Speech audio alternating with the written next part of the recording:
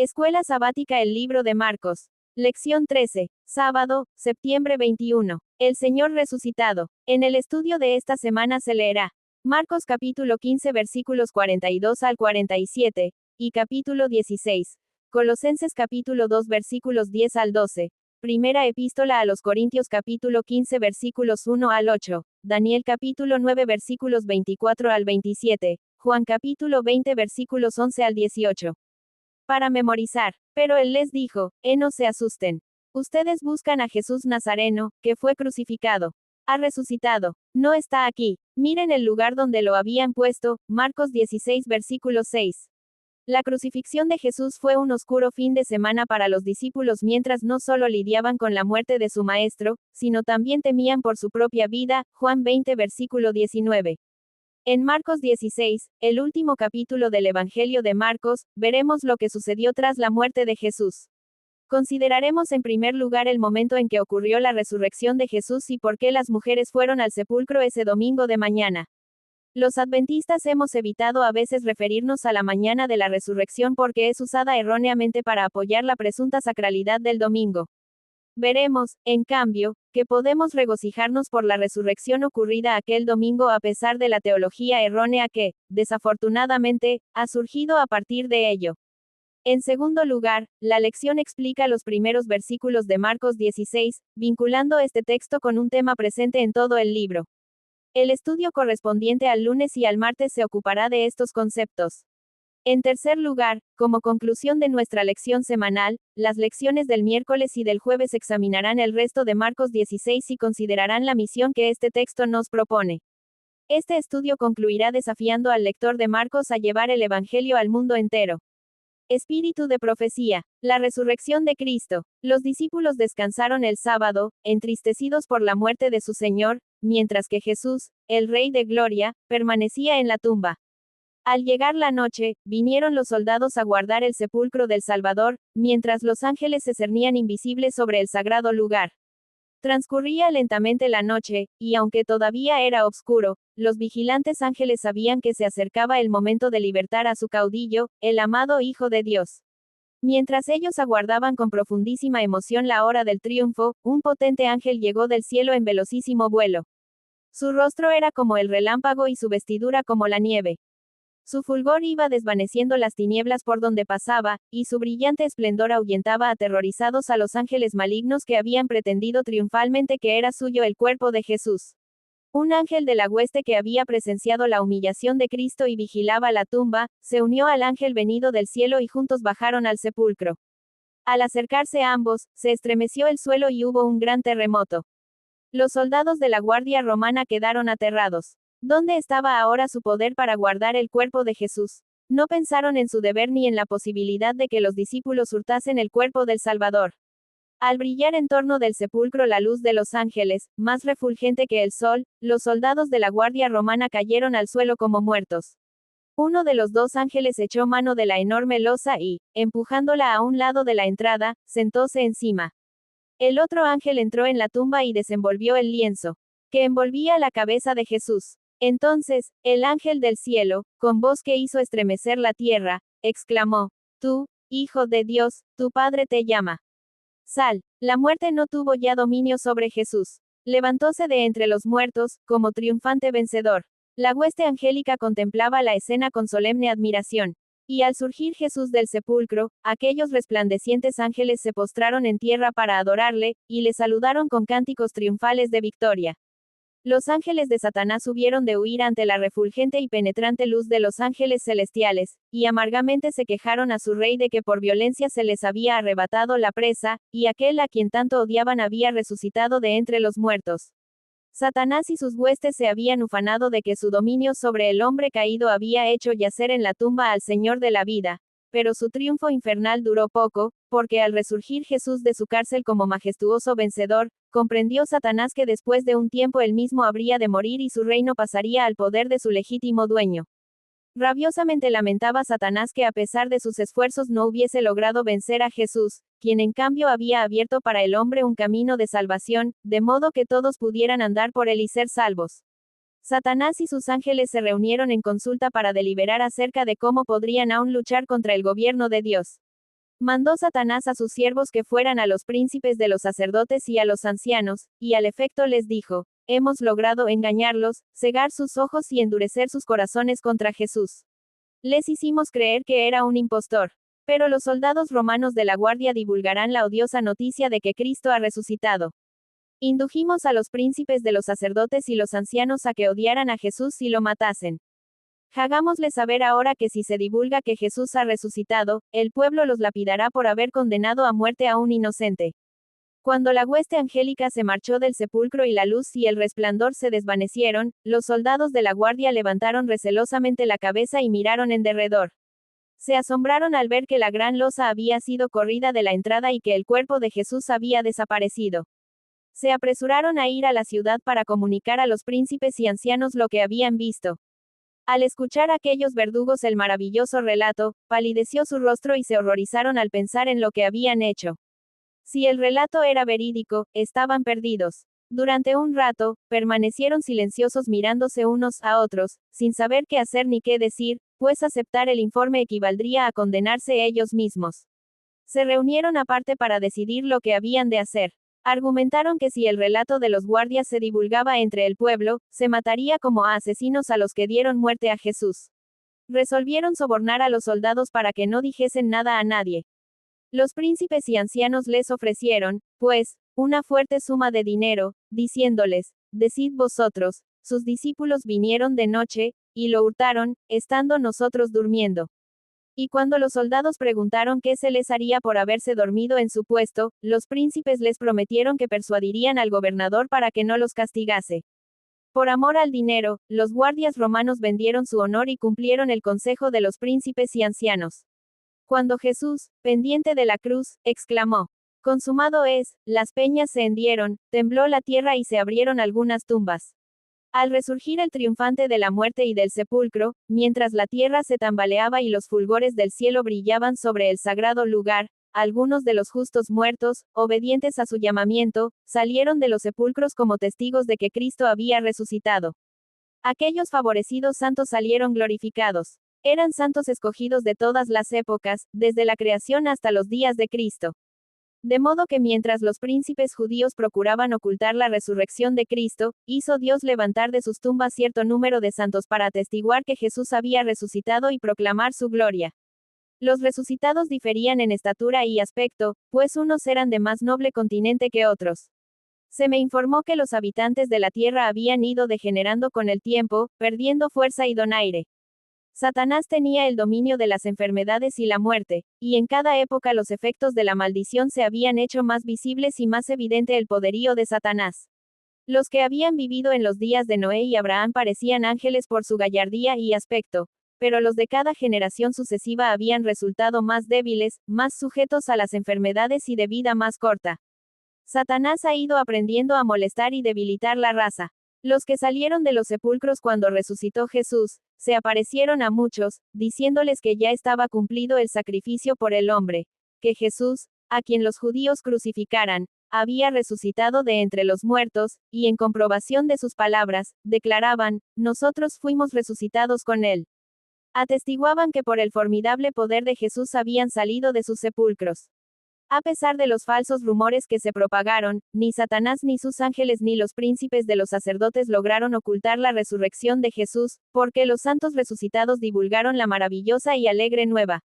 También Jesús se apareció a sus entristecidos discípulos, disipando sus temores e infundiéndoles jubilosa alegría.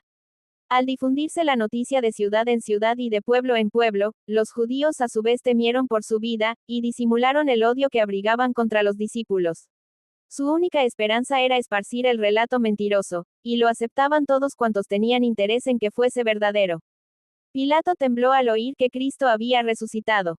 No podía dudar del testimonio dado, y desde aquella hora no tuvo paz. Por apetencia de mundanos honores, por miedo de perder su autoridad y su vida, había entregado a Jesús a la muerte. Estaba ahora plenamente convencido de que no solo era inocente, y que su sangre recaía sobre él, sino que era el Hijo de Dios. Miserable fue hasta su fin la vida de Pilato. La desesperación y la angustia ahogaron sus goces y esperanzas. Rechazó todo consuelo y murió miserablemente. El corazón de Herodes se había empedernido aún más, y al saber que Cristo había resucitado no fue mucha su turbación. Quitó la vida a Santiago, y cuando vio que esto agradaba a los judíos, apresó también a Pedro, con la intención de darle muerte. Pero Dios tenía todavía una obra para Pedro, y envió a su ángel para que lo librase. Herodes fue visitado por los juicios de Dios. Mientras se estaba ensalzando en la presencia de una gran multitud, fue herido por el ángel del Señor, y murió de una muerte horrible. El primer día de la semana, muy temprano, antes que amaneciese, esas santas mujeres llegaron al sepulcro con aromas para ungir el cuerpo de Jesús. Vieron que la losa había sido apartada de la entrada y el sepulcro estaba vacío. Temerosas de que los enemigos hubiesen robado el cuerpo, se les sobresaltó el corazón, pero de pronto contemplaron a los dos ángeles vestidos de blanco con refulgentes rostros. Estos seres celestiales comprendieron la misión que venían a cumplir las mujeres, e inmediatamente les dijeron que Jesús no estaba allí, pues había resucitado, y en prueba de ello podían ver el lugar donde había yacido. Les mandaron que fueran a decir a los discípulos que Jesús iba delante de ellos a Galilea. Con gozoso temor se apresuraron las mujeres a buscar a los afligidos discípulos y les refirieron cuanto habían visto y oído. Los discípulos no podían creer que Cristo hubiese resucitado, pero se encaminaron presurosos al sepulcro con las mujeres que les habían traído la noticia. Vieron que Jesús no estaba allí, y aunque el sudario y los lienzos dejados en el sepulcro eran una prueba, se resistían a creer la buena nueva de que hubiese resucitado de entre los muertos. Volvieron a sus casas maravillados de lo que habían visto y del relato de las mujeres. Pero María prefirió quedarse cerca del sepulcro, pensando en lo que acababa de ver y angustiada por la idea de que pudiera haberse engañado. Presentía que la aguardaban nuevas pruebas. Su pena recrudeció y prorrumpió en amargo llanto. Se agachó a mirar otra vez el interior del sepulcro, y vio a dos ángeles vestidos de blanco, uno sentado a la cabecera del sepulcro, y el otro a los pies. Le hablaron tiernamente preguntándole por qué lloraba, y ella respondió: se han llevado a mi Señor, y no sé dónde le han puesto. Al volverse atrás, María vio a Jesús allí cerca, pero no lo conoció. Él le habló suavemente, preguntándole la causa de su tristeza y a quién buscaba. Suponiendo María que se trataba del hortelano, le suplicó que si se había llevado a su Señor, le dijera en dónde lo había puesto para llevárselo ella. Entonces Jesús le habló con su propia voz celestial, diciendo: María. Ella reconoció el tono de aquella voz querida, y prestamente respondió: Maestro. Con tal gozo que quiso abrazarlo. Pero Jesús le dijo: no me toques, porque aún no he subido a mi Padre. Mas ve a mis hermanos, y diles: subo a mi Padre y a vuestro Padre, a mi Dios y a vuestro Dios. Alegremente se fue María a comunicar a los discípulos la buena nueva. Pronto ascendió Jesús a su Padre para oír de sus labios que aceptaba el sacrificio, y recibir toda potestad en el cielo y en la tierra. Los ángeles rodeaban como una nube al Hijo de Dios, y mandaron levantar las puertas eternas para que entrase el Rey de Gloria. Vi que mientras Jesús estaba con aquella brillante hueste celestial en presencia de Dios y rodeado de su gloria, no se olvidó de sus discípulos en la tierra, sino que recibió de su Padre potestad para que pudiera volver y compartirla con ellos. El mismo día regresó y se mostró a sus discípulos, consintiendo entonces en que lo tocasen, porque ya había subido a su Padre y recibido poder. En esa ocasión no estaba presente Tomás, quien no quiso aceptar humildemente el relato de los demás discípulos, sino que con firme suficiencia declaró que no lo creería, a no ser que viera en sus manos la señal de los clavos y pusiera su mano en el costado que atravesó la lanza. En esto denotó Tomás falta de confianza en sus hermanos. Si todos hubiesen de exigir las mismas pruebas, nadie recibiría ahora a Jesús ni creería en su resurrección. Pero Dios quería que cuantos no pudiesen ver ni oír por sí mismos al resucitado Salvador, recibieran el relato de los discípulos. No agradó a Dios la incredulidad de Tomás. Cuando Jesús volvió otra vez a donde estaban sus discípulos, hallábase Tomás con ellos, y al ver a Jesús, creyó. Pero como había declarado que no quedaría satisfecho sin la prueba de tocar añadida a la de ver, Jesús se la dio tal como la había deseado. Entonces Tomás exclamó: Señor mío, y Dios mío. Pero Jesús le reprendió por su incredulidad, diciendo: porque me has visto, Tomás, creíste. Bienaventurados los que no vieron, y creyeron. Asimismo, los que no tuvieron experiencia en los mensajes del primer ángel y del segundo deben recibirlos de otros que participaron en aquella experiencia y estuvieron al tanto de los mensajes. Así como Jesús fue rechazado, vi que los mensajes han sido rechazados. Y como los discípulos declararon que no hay salvación en otro nombre que haya sido dado a los hombres debajo del cielo, así también deben los siervos de Dios amonestar fiel e intrépidamente a los que abrazan tan solo una parte de las verdades relacionadas con el mensaje del tercer ángel, haciéndoles saber que deben aceptar gustosamente todos los mensajes como Dios los ha dado, o no tener participación en el asunto. Mientras las santas mujeres llevaban la noticia de que Jesús había resucitado, los soldados de la Guardia Romana propalaban la mentira puesta en sus bocas por los príncipes de los sacerdotes y los ancianos, de que los discípulos habían venido por la noche a buscar el cuerpo de Jesús mientras ellos dormían. Satanás había puesto esa mentira en los corazones y labios de los príncipes de los sacerdotes, y el pueblo estaba listo para creer su palabra. Pero Dios había asegurado más allá de toda duda la veracidad de este importante acontecimiento del que depende nuestra salvación, y fue imposible que los sacerdotes y ancianos lo ocultaran. De entre los muertos se levantaron testigos para evidenciar la resurrección de Cristo. 40 días permaneció Jesús con sus discípulos, alegrándoles el corazón al declararles más abiertamente las realidades del reino de Dios. Los comisionó para dar testimonio de cuanto habían visto y oído referente a su pasión, muerte y resurrección, así como de que él había hecho sacrificio por el pecado, para que cuantos quisieran pudieran acudir a él y encontrar vida. Con fiel ternura les dijo que serían perseguidos y angustiados, pero que hallarían consuelo en el recuerdo de su experiencia y en la memoria de las palabras que les había hablado. Les dijo que él había vencido las tentaciones de Satanás y obtenido la victoria por medio de pruebas y sufrimientos. Ya no podría Satanás tener poder sobre él, pero los tentaría más directamente a ellos y a cuantos creyeran en su nombre. Sin embargo, también podrían ellos vencer como él había vencido. Jesús confirió a sus discípulos el poder de obrar milagros, diciéndoles que aunque los malvados los persiguieran, él enviaría de cuando en cuando sus ángeles para librarlos. Nadie podría quitarles la vida hasta que su misión fuese cumplida. Entonces podría ser que se requiriese que sellasen con su sangre los testimonios que hubiesen dado. Los anhelosos discípulos escuchaban gozosamente las enseñanzas del Maestro, alimentándose, llenos de alegría, con cada palabra que fluía de sus santos labios. Sabían ahora con certeza que era el Salvador de el mundo. Sus palabras penetraban hondamente en sus corazones, y lamentaban que tuviesen que separarse pronto de su Maestro Celestial y no pudiesen ya oír las consoladoras y compasivas palabras de sus labios. Pero de nuevo se inflamaron sus corazones de amor y excelso júbilo, cuando Jesús les dijo que iba a aparejarles lugar y volver otra vez para llevárselos consigo, de modo que siempre estuviesen con él. También les prometió enviarles el Consolador, el Espíritu Santo, para guiarlos en toda verdad. Y alzando sus manos, los bendijo. Primeros Escritos, páginas 181 a 189. Domingo 22 de septiembre. Regocijo en la resurrección. Lee Marcos capítulo 15 versículo 42 a capítulo 16 versículo 6. ¿Qué ocurre aquí y por qué esta historia es tan relevante para el relato de la resurrección? Marcos capítulo 15 versículo 42 a capítulo 16 versículo 6. Jesús es sepultado. Al caer la tarde del día de la preparación, es decir, la víspera del día de reposo, José de Arimatea fue y con mucha osadía se presentó ante Pilato para pedirle el cuerpo de Jesús. Este José era un miembro importante del tribunal, y también esperaba el reino de Dios.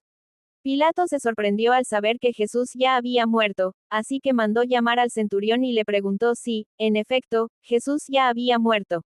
Luego de que el centurión le confirmó la noticia, Pilato entregó a José el cuerpo de Jesús. José fue y bajó de la cruz el cuerpo de Jesús, lo envolvió en una sábana que había comprado, y lo puso en un sepulcro que estaba cavado en una peña. Luego, hizo rodar una piedra para sellar la entrada del sepulcro. Mientras tanto, María Magdalena y María la madre de José miraban dónde ponían el cuerpo.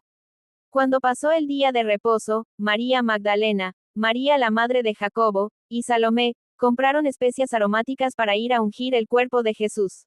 El primer día de la semana muy temprano, en cuanto salió el sol, fueron al sepulcro. Y unas a otras se decían, ¿quién nos quitará la piedra para entrar al sepulcro? Pero, al llegar, vieron que la piedra ya había sido removida, a pesar de que era muy grande. Cuando entraron en el sepulcro, vieron que en el lado derecho estaba sentado un joven, vestido con una túnica blanca. Ellas se asustaron, pero el joven les dijo, no se asusten. Ustedes buscan a Jesús el Nazareno, el que fue crucificado. No está aquí, ha resucitado. Miren el lugar donde lo pusieron. Pero vayan ahora y digan a sus discípulos, y a Pedro, él va delante de ustedes a Galilea. Allí lo verán, tal y como él les dijo. Ellas se espantaron, y temblando de miedo salieron corriendo del sepulcro. Y era tanto el miedo que tenían, que no le dijeron nada a nadie. Los escritores de los 4 evangelios coinciden en que Jesús murió en el día que identifican como la preparación, Mateo 27 versículo 62, Marcos 15 versículo 42, Lucas 23 versículo 54, Juan 19 versículos 14 y 31 y 42. La mayoría de los comentadores entienden la expresión como una referencia al período que se extiende entre el atardecer del jueves y el del viernes. Jesús murió el viernes de tarde y fue sepultado antes de la puesta de sol. Durante el sábado, descansó en la tumba. También lo hicieron todos sus discípulos. Y vueltas, prepararon aromas y perfumes. Pero reposaron el sábado, conforme al mandamiento, Lucas 23 versículo 56, algo que habría sido extraño si Jesús hubiera disminuido la obligación de guardar el 4.º mandamiento o si así lo hubieran entendido ellas. El sábado de noche, las mujeres compraron especias y fueron el domingo de mañana al sepulcro con la intención de completar el procedimiento funerario acostumbrado. Por supuesto, Jesús no estaba allí. Desde tan temprano como el siglo II, el cristianismo consideró significativo el hecho de que Jesús resucitó en domingo. Esto se convirtió en el fundamento de la presunta sacralidad del domingo. Pero ¿es eso lo que el Nuevo Testamento enseña? Lee Colosenses capítulo 2 versículos 10 al 12. ¿Cuál es el memorial de la resurrección de Jesús según el Nuevo Testamento? Colosenses capítulo 2 versículos 10 al 12. Y en él, que es la cabeza de toda autoridad y poder, ustedes reciben esa plenitud. En él ustedes fueron también circuncidados. Pero no me refiero a la circuncisión física, sino a la circuncisión que nos hace Cristo, y que consiste en despojarnos de la naturaleza pecaminosa. Cuando ustedes fueron bautizados, fueron también sepultados con él, pero al mismo tiempo resucitaron con él, por la fe en el poder de Dios, que lo levantó de los muertos. No hay una sola palabra en la Biblia que sugiera la sacralidad del domingo como un recordatorio de la resurrección. Ese recordatorio es el bautismo. Porque fuimos sepultados junto con él para muerte por medio del bautismo, a fin de que como Cristo resucitó de los muertos por la gloria del Padre, así también nosotros andemos en nueva vida. Romanos 6 versículo 4. Independientemente de la teología errónea acerca del culto dominical, debemos como adventistas regocijarnos por la resurrección de Jesús, ocurrida el domingo de mañana. Jesús ha triunfado sobre la muerte en virtud de su muerte y resurrección, y es gracias a esta que estamos seguros de nuestra propia resurrección. Bendito sea el Dios y Padre de nuestro Señor Jesucristo. Por su gran misericordia nos regeneró para una esperanza viva, mediante la resurrección de Jesucristo de entre los muertos. Primera epístola de Pedro 1 versículo 3. Observa la certidumbre que Pedro tenía acerca de la resurrección de Jesús. ¿Cómo podemos nosotros tener esa misma certeza? Espíritu de profecía. Al principio, el Padre y el Hijo habían descansado el sábado después de su obra de creación. Cuando fueron acabados los cielos y la tierra, y todo su ornamento, el Creador y todos los seres celestiales se regocijaron en la contemplación de la gloriosa escena. Las estrellas todas del alba alababan, y se regocijaban todos los hijos de Dios. Ahora Jesús descansaba de la obra de la redención, y aunque había pesar entre aquellos que le amaban en la tierra, había gozo en el cielo. La promesa de lo futuro era gloriosa a los ojos de los seres celestiales. Una creación restaurada, una raza redimida, que por haber vencido el pecado, nunca más podría caer, era lo que Dios y los ángeles veían como resultado de la obra concluida por Cristo. Con esta escena está para siempre vinculado el día en que Cristo descansó. Porque su obra es perfecta, y todo lo que Dios hace, eso será perpetuo. Cuando se produzca la restauración de todas las cosas, de la cual habló Dios por boca de sus santos profetas, que ha habido desde la antigüedad, el sábado de la creación, el día en que Cristo descansó en la tumba de José, será todavía un día de reposo y regocijo. El cielo y la tierra se unirán en alabanza mientras que, de sábado en sábado, las naciones de los salvos adorarán con gozo a Dios y al Cordero, el deseado de todas las gentes. Página 714. Con suavidad y reverencia, bajaron con sus propias manos el cuerpo de Jesús. Sus lágrimas de simpatía caían en abundancia mientras miraban su cuerpo magullado y lacerado. José poseía una tumba nueva, tallada en una roca. Se la estaba reservando para sí mismo, pero estaba cerca del Calvario, y ahora la preparó para Jesús. El cuerpo, juntamente con las especias traídas por Nicodemo, fue envuelto cuidadosamente en un sudario, y el Redentor fue llevado a la tumba. Allí, los 3 discípulos enderezaron los miembros heridos y cruzaron las manos magulladas sobre el pecho sin vida. Las mujeres galileas vinieron para ver si se había hecho todo lo que podía hacerse por el cuerpo muerto de su amado maestro. Luego vieron cómo se hacía rodar la pesada piedra contra la entrada de la tumba, y el Salvador fue dejado en el descanso. Las mujeres fueron las últimas que quedaron al lado de la cruz, y las últimas que quedaron al lado de la tumba de Cristo. Mientras las sombras vespertinas iban cayendo, María Magdalena y las otras Marías permanecían al lado del lugar donde descansaba su Señor derramando lágrimas de pesar por la suerte de aquel a quien amaban. Y vueltas, reposaron el sábado, conforme al mandamiento. El deseado de todas las gentes, página 719. Restauración de la verdad. La reforma relativa al sábado se predice en Isaías. Así habla el Señor. Observen el derecho y practiquen la justicia, porque muy pronto llegará mi salvación y ya está por revelarse mi justicia. Feliz el hombre que cumple estos preceptos y el mortal que se mantiene firme en ellos, observando el sábado sin profanarlo y preservando su mano de toda mala acción.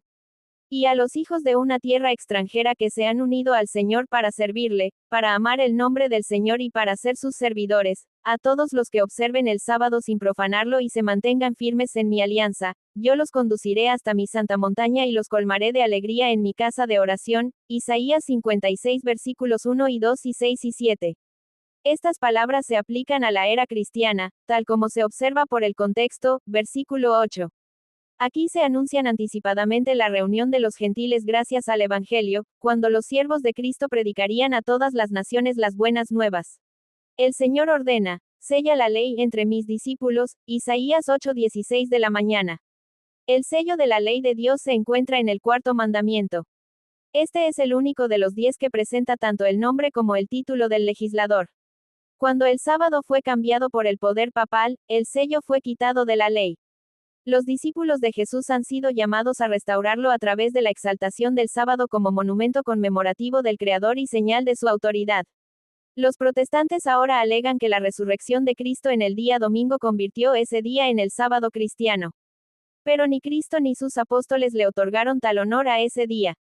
La observancia del domingo tuvo su origen en el misterio de la iniquidad, que, ya en los días de San Pablo, había comenzado su obra, segunda epístola a los Tesalonicenses 2 versículo 7. ¿Qué razón puede darse para efectuar un cambio que las escrituras no sancionan? Los protestantes reconocen el silencio completo que guarda el Nuevo Testamento con respecto a cualquier mandato explícito en favor del reposo, en día domingo, primer día de la semana, o de reglas definidas con respecto a su observancia.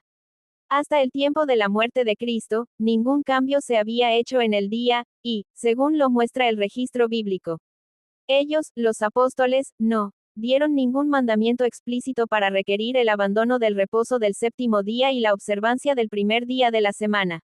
Los católicos romanos reconocen que el cambio del sábado fue realizado por su Iglesia, y declaran que los protestantes, al observar el domingo, reconocen el poder de la Iglesia católica. Se ha hecho la siguiente declaración. Durante la ley antigua, el sábado era el día santificado. Pero la Iglesia instruida por Jesucristo, y dirigida por el Espíritu de Dios, ha sustituido el sábado por el domingo, de manera que ahora santificamos el primer día, y no el séptimo. Domingo significa, y ahora es, el día del Señor. La Gran Esperanza, páginas 61 y 62. Lunes 23 de septiembre. La piedra fue quitada. Lee Marcos 16 versículos 1 al 8 y Primera Epístola a los Corintios 15 versículos 1 al 8. ¿Qué tienen en común estos pasajes? Marcos 16 versículos 1 al 8. La resurrección. Cuando pasó el día de reposo, María Magdalena, María la madre de Jacobo, y Salomé, compraron especias aromáticas para ir a ungir el cuerpo de Jesús. El primer día de la semana muy temprano, en cuanto salió el sol, fueron al sepulcro. Y unas a otras se decían, ¿quién nos quitará la piedra para entrar al sepulcro? Pero, al llegar, vieron que la piedra ya había sido removida, a pesar de que era muy grande. Cuando entraron en el sepulcro, vieron que en el lado derecho estaba sentado un joven, vestido con una túnica blanca. Ellas se asustaron, pero el joven les dijo, no se asusten. Ustedes buscan a Jesús el Nazareno, el que fue crucificado. No está aquí, ha resucitado. Miren el lugar donde lo pusieron. Pero vayan ahora y digan a sus discípulos, y a Pedro, él va delante de ustedes a Galilea. Allí lo verán, tal y como él les dijo. Ellas se espantaron, y temblando de miedo salieron corriendo del sepulcro. Y era tanto el miedo que tenían, que no le dijeron nada a nadie. Primera epístola a los Corintios 15 versículos 1 al 8. La resurrección de los muertos. Además, hermanos, les anuncio el evangelio que les prediqué, que es el mismo que ustedes recibieron y en el cual siguen firmes. Por medio de este evangelio serán salvados, siempre y cuando retengan la palabra que les he predicado. De no ser así, habrán creído en vano. En primer lugar, les he enseñado lo mismo que yo recibí, que, conforme a las Escrituras, Cristo murió por nuestros pecados, que también, conforme a las Escrituras, fue sepultado y resucitó al tercer día, y que se apareció a Cefas, y luego a los 12. Después se apareció a más de 500 hermanos a la vez, de los cuales muchos aún viven, y otros ya han muerto. Luego se apareció a Jacobo, después a todos los apóstoles, y por último se me apareció a mí, que soy como un niño nacido fuera de tiempo. La historia de la resurrección aparece en los 4 evangelios. El autor de cada uno de ellos presenta el relato desde una perspectiva diferente, pero todos ellos registran los conceptos centrales presentes también en primera carta a los Corintios 15 versículos 1 al 8. Hay 4 ideas que aparecen una y otra vez: murió, fue sepultado, resucitó, fue visto. En Marcos, las primeras 2 ideas aparecen en el capítulo 15. Las otras 2 están en el capítulo 16, pero con un giro. Marcos 16 versículo 7 habla de una reunión en Galilea, y allí le veréis, Juan 21. Para algunas personas es inconcebible que los cristianos crean en un Señor resucitado. Pero la evidencia de su resurrección es sustancial y consistente con la razón. Para empezar, todo lo que uno tiene que hacer es creer en Dios como el Creador, y la idea de la resurrección, un milagro, llega a ser razonable. El Dios que creó el universo y, por ende, la vida en la tierra, ciertamente tiene el poder, si así lo decide, de resucitar a Jesús. La existencia de Dios no convierte la resurrección de Jesús en algo inevitable, solo en algo razonable. Además, la tumba estaba vacía. Aún los historiadores ateos aceptan ese hecho. Si así no fuera, la aseveración acerca de la resurrección de Jesús habría fracasado desde el principio, pues la existencia de su cuerpo habría destruido cualquier pretensión de que hubiera vuelto a la vida. Luego, la explicación de que sus discípulos sustrajeron el cuerpo es insostenible, ya que no podrían haber burlado a la guardia. Y, aun en el caso de que hubieran podido y se llevaran el cuerpo, ¿por qué no fueron arrestados por hacerlo? La respuesta es que los líderes religiosos sabían que los discípulos no habían hecho eso. Por otra parte, muchas personas dieron testimonio de que habían visto a Cristo resucitado. Muchos, incluyendo a los discípulos, no creyeron al principio. Y Pablo, un muy sólido enemigo, no solo asegura haber visto al Señor resucitado, sino también esa experiencia cambió radicalmente toda la trayectoria de su vida. Finalmente, aunque existen muchas otras razones, cómo explicar el surgimiento de la Iglesia cristiana, fundada por personas que afirmaron haber visto al Señor resucitado. ¿Por qué habrían estado esas personas dispuestas a morir por algo que supieran que no era verdad? El testimonio sostenido de ellos desde poco después de la muerte de él, Hechos 3 versículo 15, y en los años siguientes, Primera Epístola de Pedro 1 versículo 3, es una evidencia poderosa en favor de su resurrección.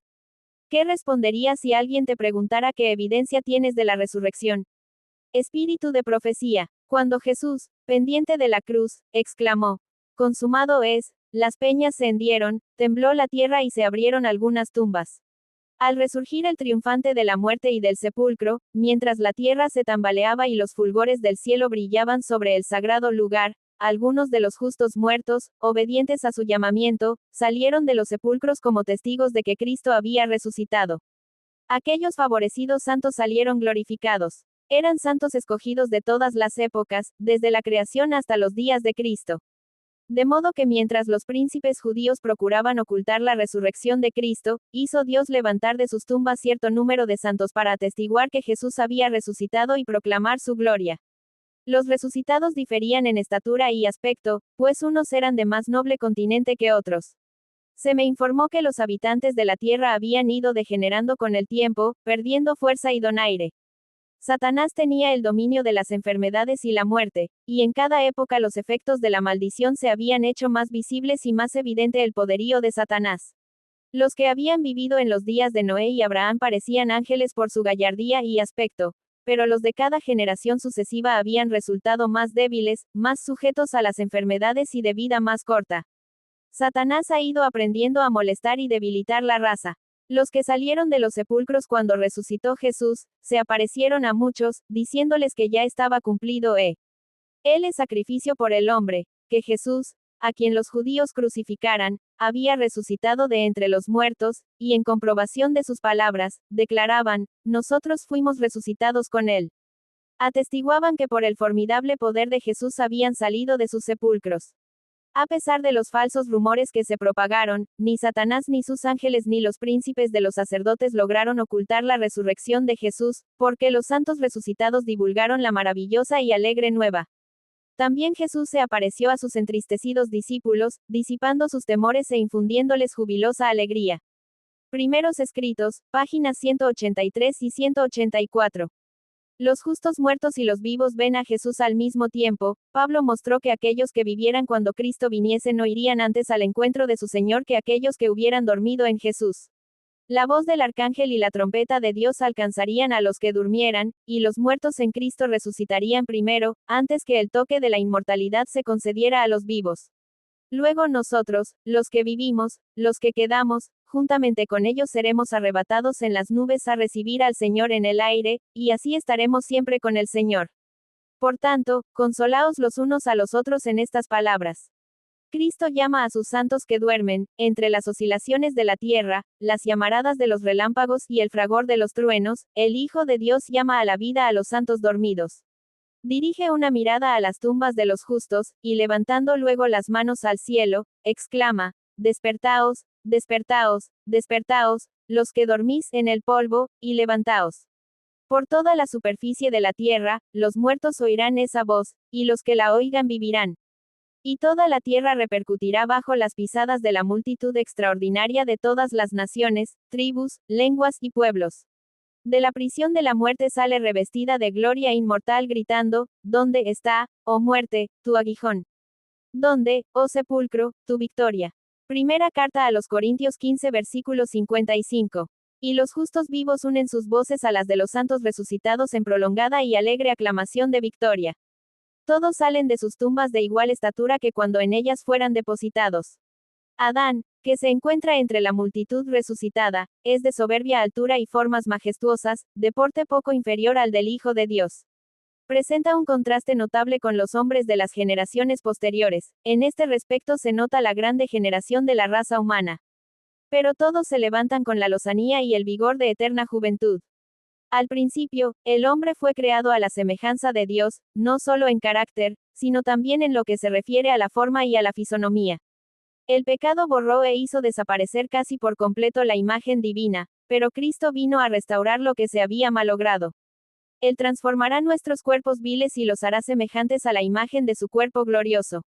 La forma mortal y corruptible, desprovista de gracia, manchada en otro tiempo por el pecado, se vuelve perfecta, hermosa e inmortal. Todas las imperfecciones y deformidades quedan en la tumba. Reintegrados en su derecho al árbol de la vida, en el desde tanto tiempo perdido Edén, los redimidos crecerán hasta alcanzar la estatura perfecta de la raza humana en su gloria primitiva. Las últimas señales de la maldición del pecado serán quitadas, y los fieles discípulos de Cristo aparecerán en la hermosura de Jehová nuestro. Oh Dios, reflejando en espíritu, cuerpo y alma la imagen perfecta de su Señor. Oh maravillosa redención, tan descrita y tan esperada, contemplada con anticipación febril, pero jamás enteramente comprendida. La segunda venida y el cielo, páginas 35 y 36. El primer pensamiento de los resucitados, en el momento en que sean despertados de su profundo sueño, los justos, reanudarán el curso de sus pensamientos interrumpidos por la muerte. La última sensación fue la angustia de la muerte. El último pensamiento era el de que caían bajo el poder del sepulcro. Cuando se levanten de la tumba, su primer alegre pensamiento se expresará en el hermoso grito de triunfo, ¿dónde está, oh muerte, tu aguijón? ¿Dónde está, oh sepulcro, tu victoria? El conflicto de los siglos, página 606. Martes 24 de septiembre. Las mujeres en el sepulcro. Las mujeres que habían estado al lado de la cruz de Cristo esperaron velando que transcurriesen las horas del sábado. El primer día de la semana, muy temprano, se dirigieron a la tumba llevando consigo especias preciosas para ungir el cuerpo del Salvador. No pensaban acerca de su resurrección de los muertos. El sol de su esperanza se había puesto y había anochecido en sus corazones. Mientras caminaban, relataban las obras de misericordia de Cristo y sus palabras de consuelo. Pero no recordaban sus palabras. Os volveré a ver, Juan 16 versículo 22, el deseado de todas las gentes, página 732. Lee Marcos 16 versículos 1 al 8. ¿Qué sucedió y cómo respondió la mujer al principio? Marcos 16 versículos 1 al 8. La resurrección. Cuando pasó el día de reposo, María Magdalena, María la madre de Jacobo, y Salomé, compraron especias aromáticas para ir a ungir el cuerpo de Jesús. El primer día de la semana muy temprano, en cuanto salió el sol, fueron al sepulcro. Y unas a otras se decían, ¿quién nos quitará la piedra para entrar al sepulcro? Pero, al llegar, vieron que la piedra ya había sido removida, a pesar de que era muy grande. Cuando entraron en el sepulcro, vieron que en el lado derecho estaba sentado un joven, vestido con una túnica blanca. Ellas se asustaron, pero el joven les dijo, no se asusten. Ustedes buscan a Jesús el Nazareno, el que fue crucificado.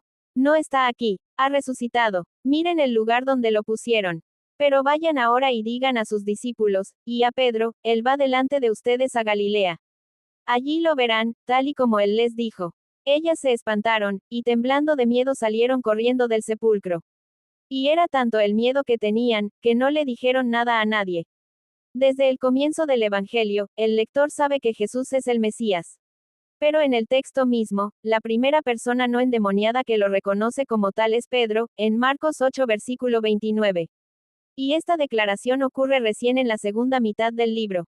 A lo largo del Evangelio de Marcos, Jesús pide a las personas que mantengan en reserva quiénes Él o sus curaciones milagrosas. En Marcos 1 versículo 44, dice a un leproso que no cuente su sanación a nadie. En Marcos 5 versículo 43, pide a Jairo y a su esposa lo mismo acerca de la resurrección de su hija. En Marcos 7 versículo 36, dice a un grupo que no digan a la gente acerca de su curación de un sordomudo. Y luego ordena a sus discípulos no decir a la gente que Él es el Mesías, Marcos 8 versículo 30.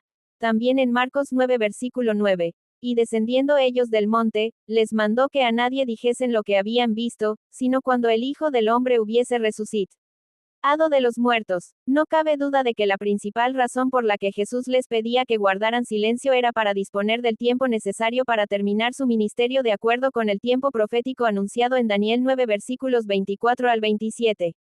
Ahora, en esta escena, aun después de que se les ha dicho que Jesús ha resucitado, las mujeres, temerosas y asombradas, huyen del sepulcro y, al menos en un primer momento, tampoco ellas hablan acerca de lo que ha sucedido.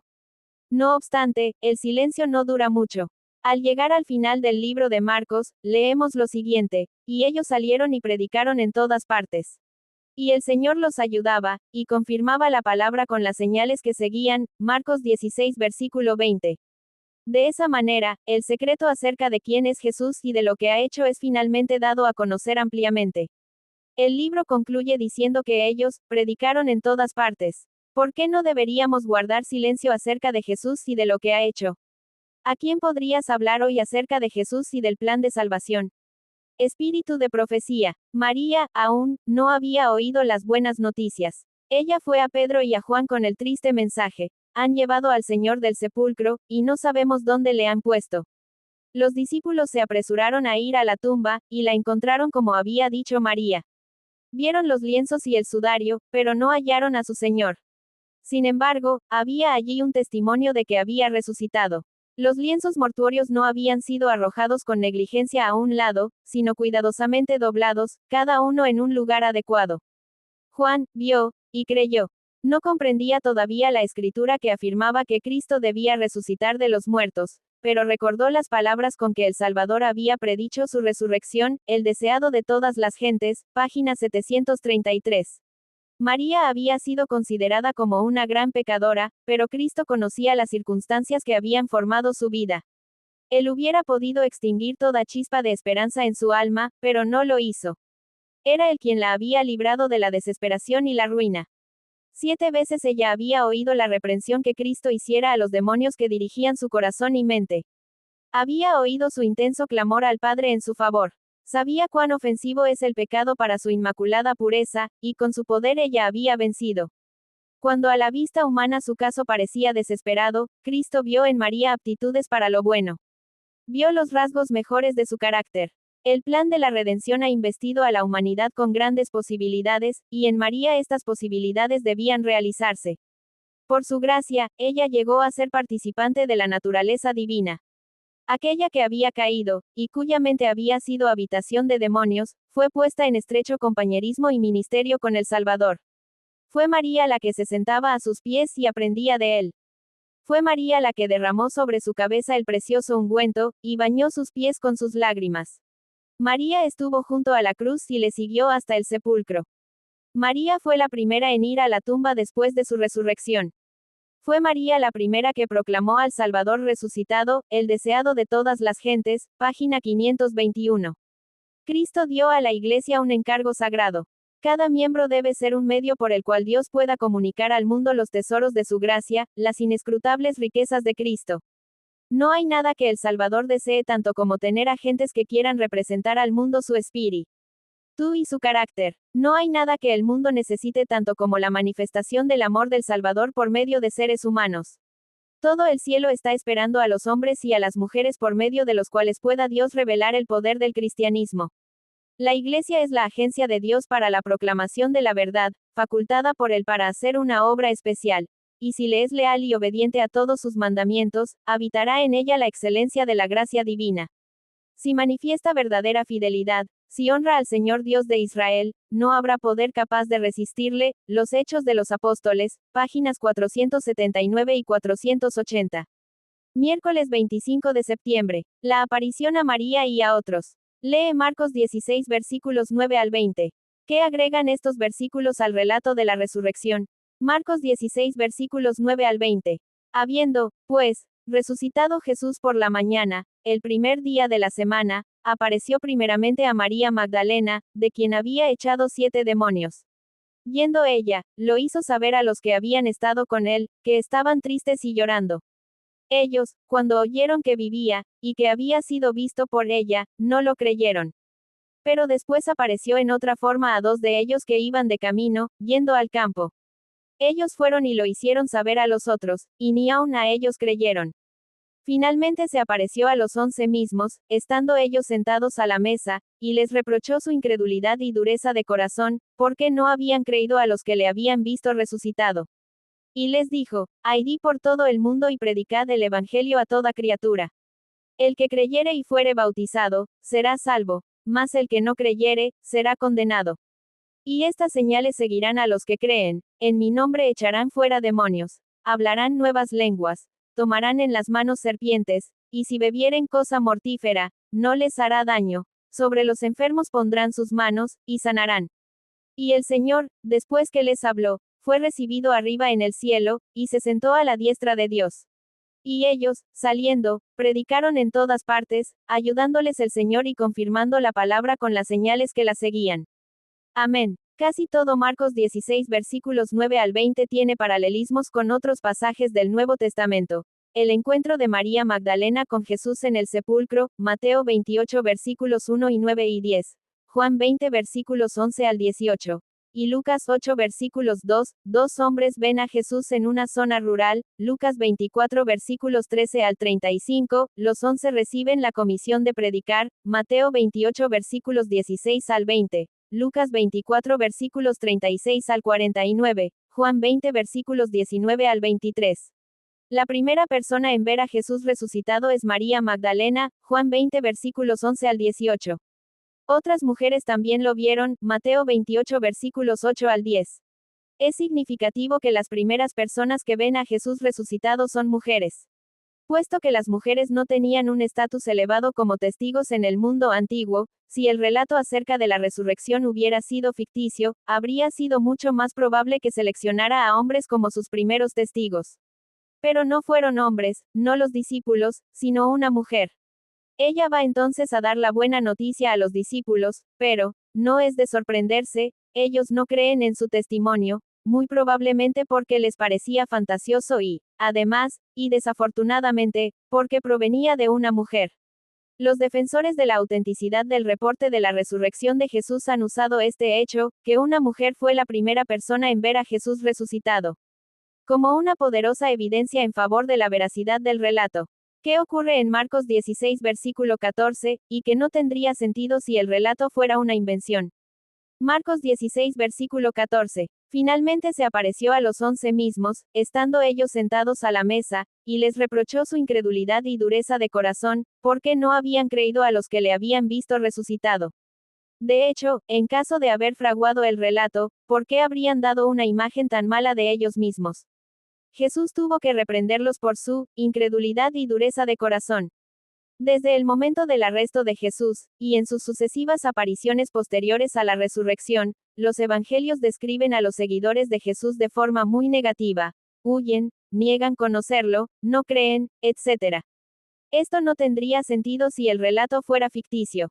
En contraste, su audaz e inquebrantable proclamación posterior acerca del Cristo resucitado, así como la esperanza que ella ofrece a todos, es una evidencia poderosa en favor de la veracidad de sus afirmaciones. ¿Cómo podemos protegernos de caer en la trampa espiritual de la duda y la incredulidad? ¿Por qué deberíamos vincularnos cada día con el Cristo resucitado? Espíritu de profecía. Una luz resplandecía en derredor de la tumba, pero el cuerpo de Jesús no estaba allí. Mientras se demoraban, las mujeres, en el lugar, vieron de repente que no estaban solas. Un joven vestido de ropas resplandecientes estaba sentado al lado de la tumba. Era el ángel que había apartado la piedra. Había tomado el disfraz de la humanidad, a fin de no alarmar a estas personas que amaban a Jesús. Sin embargo, brillaba todavía en derredor de él la gloria celestial, y las mujeres temieron. Se dieron vuelta para huir, pero las palabras del ángel detuvieron sus pasos. No temáis vosotras, les dijo, porque yo sé que buscáis a Jesús, que fue crucificado. No está aquí, porque ha resucitado, como dijo. Venid, ved el lugar donde fue puesto el Señor. He ahí presto, decid a sus discípulos que ha resucitado de los muertos. Ha resucitado, ha resucitado. Las mujeres repiten las palabras vez tras vez. Ya no necesitan las especias para ungirle. El Salvador está vivo, y no muerto. Recuerdan ahora que cuando hablaba de su muerte, les dijo que resucitaría. ¿Qué día es este para el mundo? Prestamente, las mujeres se apartaron del sepulcro y, con temor y gran gozo, fueron corriendo a dar las nuevas a sus discípulos, el deseado de todas las gentes, páginas 732 y 733. La primera obra que hizo Cristo en la tierra después de su resurrección consistió en convencer a sus discípulos de su no disminuido amor y tierna consideración por ellos. Decid a mis hermanos, dijo, que se encuentren conmigo en Galilea. Pero aún así no se regocijaban. No podían desechar su duda y perplejidad. Aun cuando las mujeres declararon que habían visto al Señor, los discípulos no querían creerlo. Pensaban que era pura ilusión. Con frecuencia repetían las palabras: esperábamos que Él era el que había de redimir a Israel. Se reunieron en el aposento alto y, sabiendo que la suerte de su amado Maestro podía ser la suya en cualquier momento, cerraron y atrancaron las puertas. Y todo el tiempo podrían haber estado regocijándose en el conocimiento de un Salvador resucitado. En el huerto, María había estado llorando cuando Jesús estaba cerca de ella. Sus ojos estaban tan cegados por las lágrimas que no le conocieron. Y el corazón de los discípulos estaba tan lleno de pesar que no creyeron el mensaje de los ángeles ni las palabras de Cristo, el deseado de todas las gentes, página 736. Cada manifestación de duda fortalece la incredulidad. Cada pensamiento y palabra de esperanza, valor, luz y amor, fortalece la fe y fortifica el alma para resistir en medio de la oscuridad moral que existe en el mundo. Los que hablan acerca de la fe tendrán fe, y los que hablan acerca del desánimo tendrán desánimo. Nos transformamos de acuerdo con lo que contemplamos, cada día con Dios, página 90. Jueves 26 de septiembre. Vayan por todo el mundo. Lee Marcos 16 versículos 14 al 20. ¿Qué dijo Jesús a sus discípulos cuando se les apareció, y qué significan estas palabras para nosotros hoy? Marcos 16 versículos 14 a 20. Finalmente se apareció a los 11 mismos, estando ellos sentados a la mesa, y les reprochó su incredulidad y dureza de corazón, porque no habían creído a los que le habían visto resucitado. Y les dijo: Id por todo el mundo y predicad el Evangelio a toda criatura. El que creyere y fuere bautizado, será salvo, mas el que no creyere, será condenado. Y estas señales seguirán a los que creen: en mi nombre echarán fuera demonios, hablarán nuevas lenguas, tomarán en las manos serpientes, y si bebieren cosa mortífera, no les hará daño, sobre los enfermos pondrán sus manos, y sanarán. Y el Señor, después que les habló, fue recibido arriba en el cielo, y se sentó a la diestra de Dios. Y ellos, saliendo, predicaron en todas partes, ayudándoles el Señor y confirmando la palabra con las señales que la seguían. Amén. Las primeras palabras dichas por Jesús a sus discípulos, después de su resurrección, solo aparecen registradas en forma de discurso indirecto en Marcos 16 versículo 14. Allí los reprende por su incredulidad y dureza de corazón. Como hemos visto, los primeros discípulos de Jesús ya tenían problemas para creer, Mateo 28 versículo 17. Juan 20 versículos 24 al 29, a pesar de estar con Jesús en persona y haber visto sus milagros vez tras vez. Pero Él les demostró la realidad de su resurrección mediante diversas evidencias. Por lo tanto, el testimonio de ellos, combinado con la evidencia presentada en la sección del día lunes, constituye un firme fundamento para la fe. Jesús encomendó a sus discípulos la proclamación del Evangelio al mundo. Su orden es expansiva. Ellos deben ir al mundo entero y proclamar el Evangelio a toda la creación. Jesús luego explica el resultado de su labor para bien y para mal. Quienes crean serán salvos, quienes no crean serán condenados. Jesús también describe las señales que acompañarán la obra de los discípulos. Expulsarán demonios, hablarán nuevos idiomas, serán protegidos de daños y sanarán a los enfermos. Algunas personas han interpretado erróneamente Marcos 16 versículo 18 como si aseverara que los cristianos deben demostrar su fe sosteniendo serpientes venenosas en sus manos. Ninguna acción presuntuosa como esa es autorizada aquí. Lo que Jesús está describiendo es la protección del cristiano mientras participa en la misión, como ocurrió con Pablo mientras servía a otros, Hechos 28 versículos 3 al 6. Obviamente, la Biblia no enseña que los cristianos serán siempre protegidos de todo daño. A veces Dios considera apropiado obrar un milagro para promover la causa del Evangelio. Pero a veces los cristianos sufren como consecuencia de su testimonio. En tales circunstancias, su paciente perseverancia es para los incrédulos otra evidencia del poder de la fe. Y luego, después de toda la obra que realizó, aquí, fue recibido arriba en el cielo y se sentó a la diestra de Dios, Marcos 16 versículo 19. Jesús ascendió para sentarse a la diestra de Dios, el lugar del poder supremo, porque había derrotado a todas las fuerzas del mal. Nota lo que dice el último versículo. Aunque ellos predicaron, en todas partes, el Evangelio, no fueron solos. Y el Señor los ayudaba, y confirmaba la palabra con las señales que seguían, Marcos 16 versículo 20. Él estaba con ellos y promete estar con nosotros ahora mientras continuamos la obra que ellos comenzaron. Yo estoy con vosotros todos los días, hasta el fin del mundo, Mateo 28 versículo 20. ¿Qué consuelo podemos recibir y deberíamos recibir de esta promesa a medida que procuramos también proclamar el Evangelio, en todas partes? Espíritu de profecía. Jesús había intentado varias veces descorrer el velo del futuro ante sus discípulos, pero ellos no se habían interesado en pensar en las cosas que él decía. Por causa de esto, su muerte los había sorprendido. Y ellos, al recapitular el pasado y ver el resultado de su incredulidad, se llenaron de tristeza. Cuando Cristo fue crucificado, no creyeron que resucitaría. Él les había dicho claramente que se levantaría al tercer día, pero ellos, perplejos, deseaban saber qué quería decir. Esta falta de comprensión los dejó enteramente desesperados en ocasión de su muerte. Quedaron amargamente chasqueados. Si hubieran creído las palabras del Salvador, cuánta tristeza hubieran podido evitar. Aplastados por el desaliento, la pena y la desesperación, los discípulos se reunieron en el aposento alto, y cerraron y atrancaron las puertas. Fue allí donde el Salvador, después de su resurrección, se les apareció. Los Hechos de los Apóstoles, páginas 21 y 22. Antes de ascender al cielo, Cristo dio a los discípulos su comisión: vosotros habéis sido testigos de mi vida de sacrificio en favor del mundo, les dijo, os encomiendo a vosotros, mis discípulos, este mensaje de misericordia. Ha de darse tanto a los judíos como a los gentiles, primero a Israel y entonces a todas las naciones, lenguas y pueblos. Todos los que crean integrarán una iglesia. La comisión evangélica es la magna carta misionera del reino de Cristo. Los discípulos habían de trabajar fervorosamente por las almas, dando a todos la invitación de misericordia, los Hechos de los Apóstoles, páginas 22 y 23. Así como el sol es luz, vida y bendición para todo ser viviente, los cristianos deberían ser la luz del mundo mediante sus buenas obras, su alegría y su valor. Así como la luz del sol aleja las sombras de la noche para derramar su gloria por valles y colinas, el cristiano debe reflejar el sol de justicia que resplandece en él. Ante la vida consecuente de los verdaderos seguidores de Cristo, la ignorancia, la superstición y la oscuridad desaparecerán, así como el sol disipa las sombras de la noche. De la misma manera los discípulos de Jesús irán a los lugares tenebrosos de la tierra, para diseminar la luz de la verdad hasta que la senda de los que se hallan en tinieblas sea iluminada por la luz de la verdad, cada día con Dios, página 90. Teniendo tal perspectiva delante de nosotros, tan gloriosa esperanza, semejante redención que Cristo compró para nosotros con su propia sangre, callaremos. No alabaremos a Dios con voz fuerte, como lo hicieron los discípulos cuando Jesús cabalgó entrando en Jerusalén. ¿No es nuestra perspectiva mucho más gloriosa que la de ellos entonces?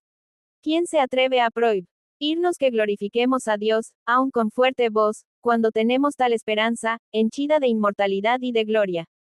Hemos gustado las potestades del mundo venidero, y las anhelamos en mayor medida. Todo mi ser clama por el Dios viviente, y no quedaré satisfecha hasta que esté saciada de toda su plenitud. Primeros Escritos, página 110. Viernes 27 de septiembre. Para estudiar y meditar, lee los capítulos titulados, El Señor ha resucitado, y, vayan, adoctrinen a todas las naciones, en el libro El deseado de todas las gentes, de Elena de White, páginas 725 a 731 y 757 a 768. Capítulo 81. El Señor ha resucitado. Este capítulo está basado en Mateo 28 versículos 2 al 4 y 11 al 15. Había transcurrido lentamente la noche del primer día de la semana. Había llegado la hora más sombría, precisamente antes del amanecer. Cristo estaba todavía preso en su estrecha tumba. La gran piedra estaba en su lugar. El sello romano no había sido roto. Los guardias romanos seguían velando. Y había vigilantes invisibles. Huestes de malos ángeles se cernían sobre el lugar.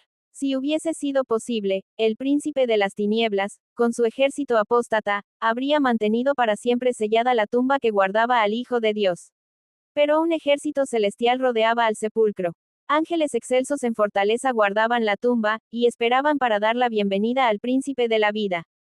Y he aquí que fue hecho un gran terremoto, porque un ángel del Señor descendió del cielo. Revestido con la panoplia de Dios, este ángel dejó los atrios celestiales. Los resplandecientes rayos de la gloria de Dios le precedieron e iluminaron su senda. Su aspecto era como un relámpago, y su vestido blanco como la nieve. Y de miedo de él los guardas se asombraron, y fueron vueltos como muertos. ¿Dónde está, sacerdotes y príncipes, el poder de vuestra guardia? Valientes soldados que nunca habían tenido miedo al poder humano son ahora como cautivos tomados sin espada ni lanza. El rostro que miran no es el rostro de un guerrero mortal, es la faz del más poderoso ángel de la hueste del Señor. Este mensajero es el que ocupa la posición de la cual cayó Satanás. Es aquel que en las colinas de Belén proclamó el nacimiento de Cristo. La tierra tiembla al acercarse, huyen las huestes de las tinieblas y, mientras hace rodar la piedra, el cielo parece haber bajado a la tierra.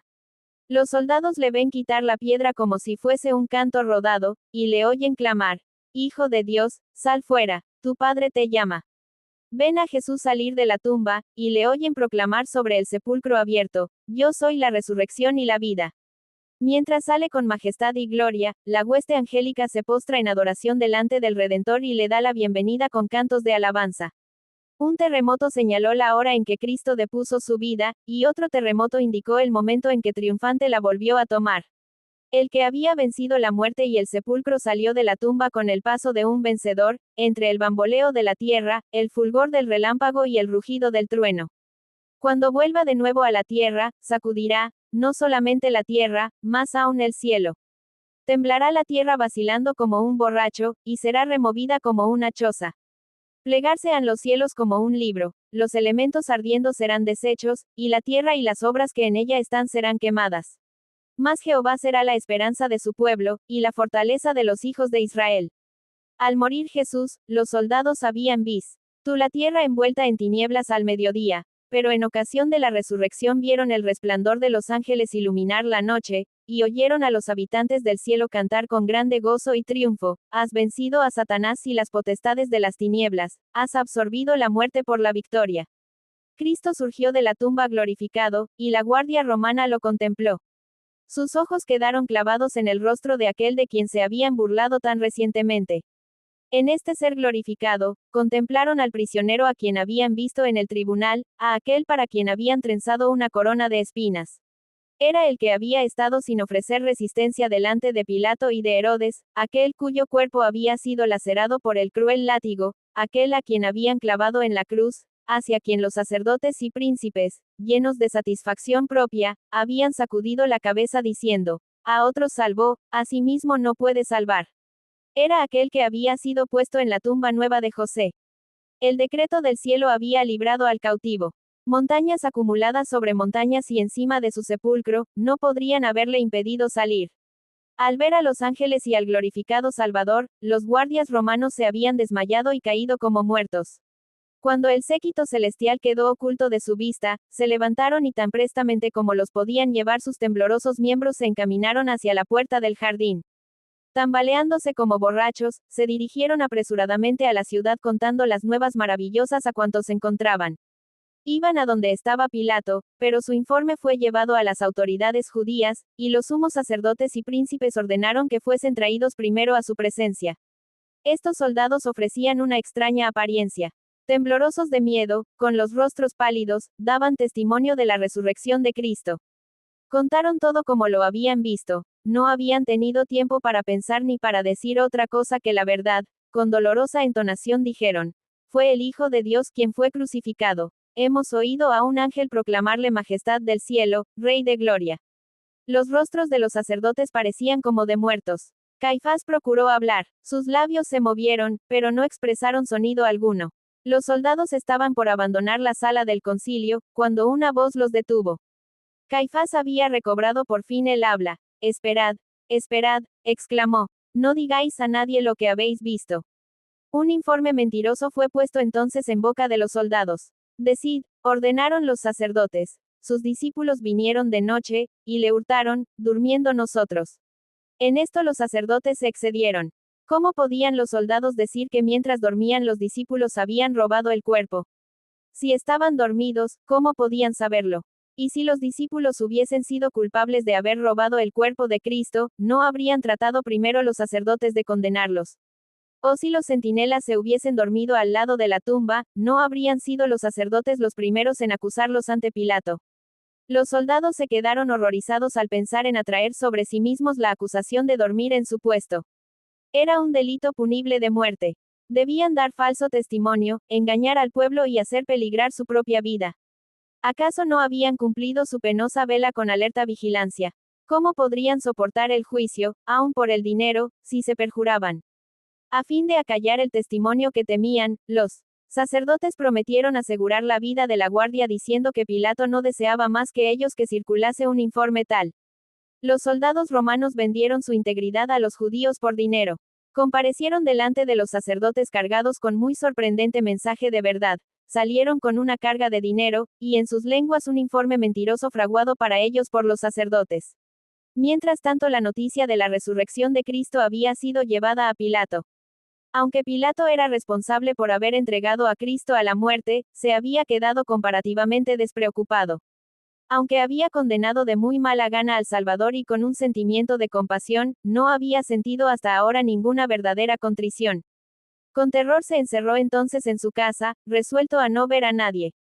Pero los sacerdotes penetraron hasta su presencia, contaron la historia que habían inventado y le instaron a pasar por alto la negligencia que habían tenido los centinelas con su deber. Pero antes de consentir en esto, él interrogó en privado a los guardias.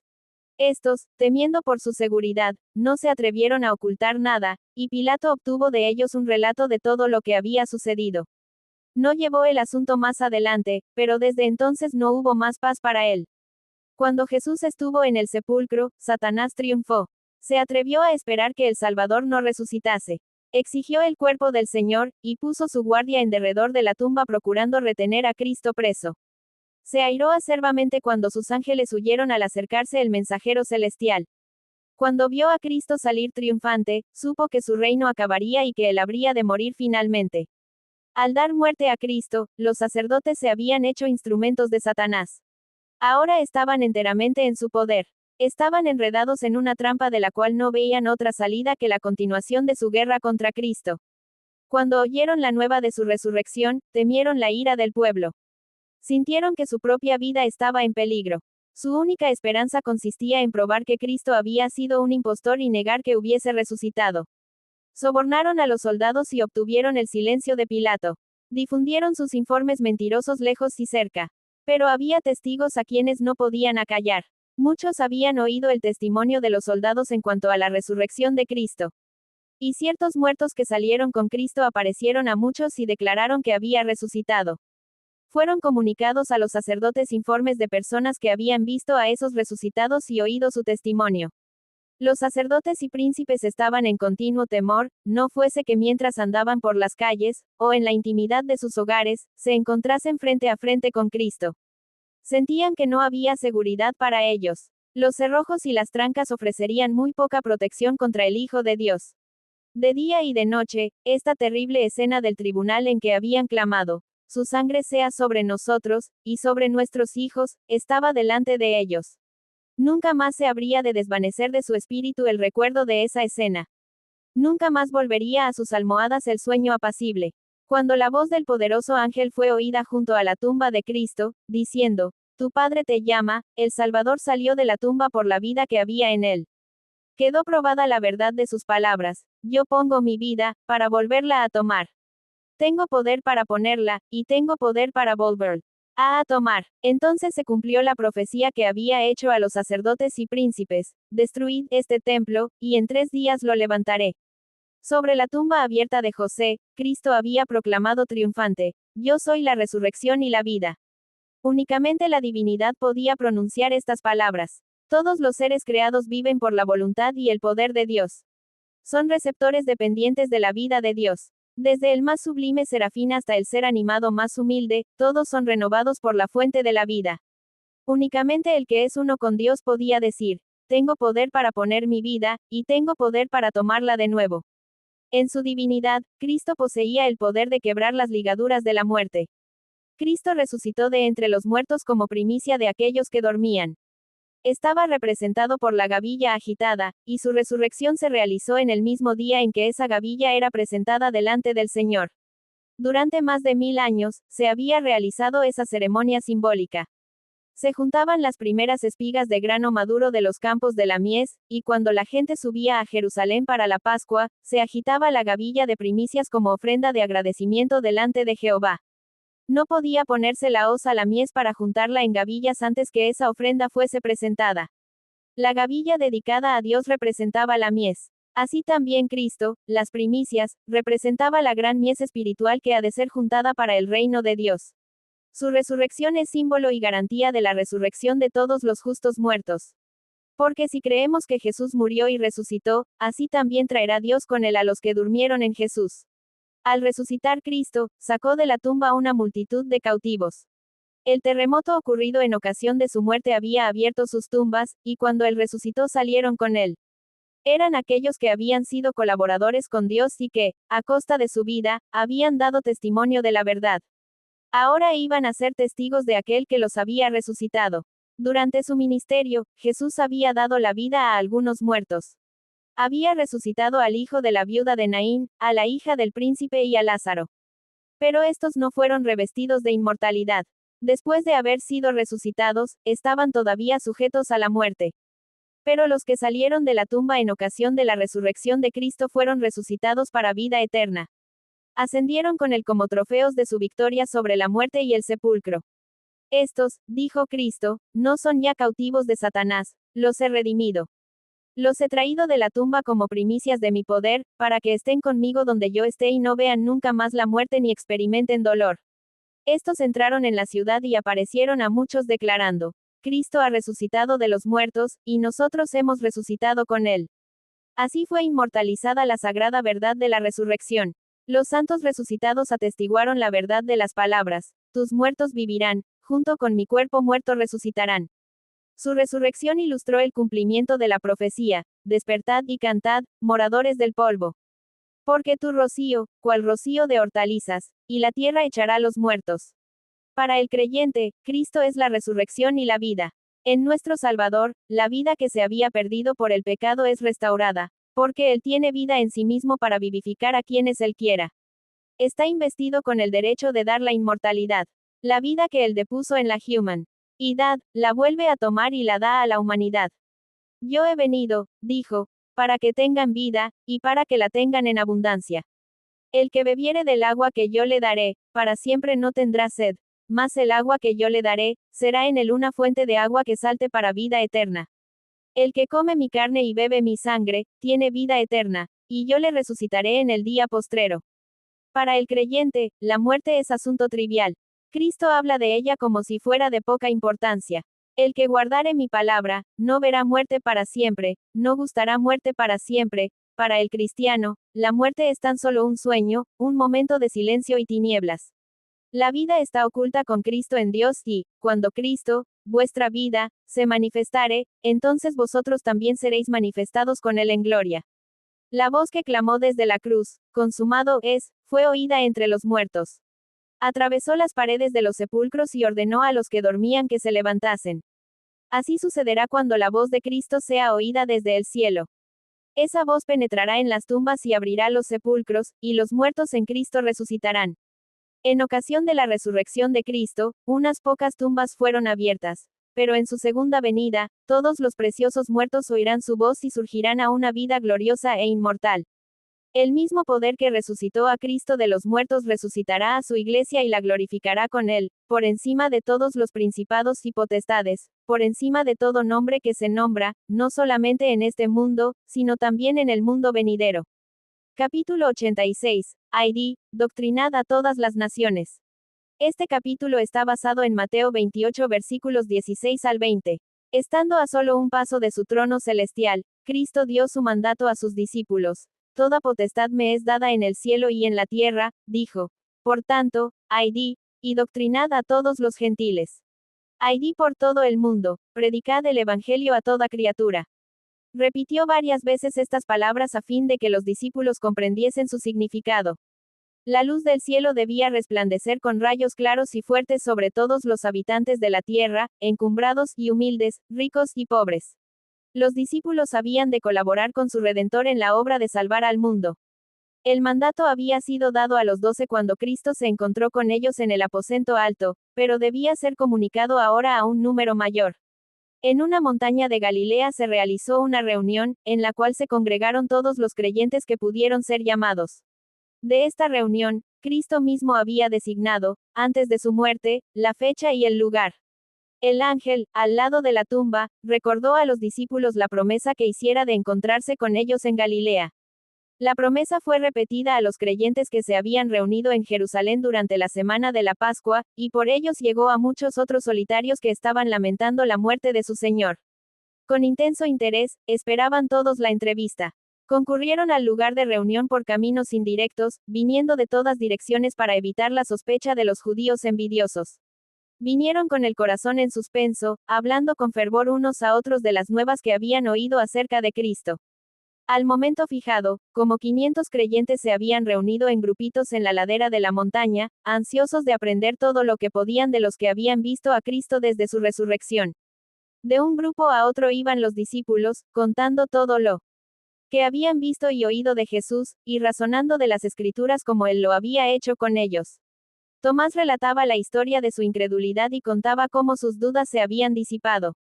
De repente Jesús se presentó en medio de ellos. Nadie podía decir de dónde ni cómo había venido.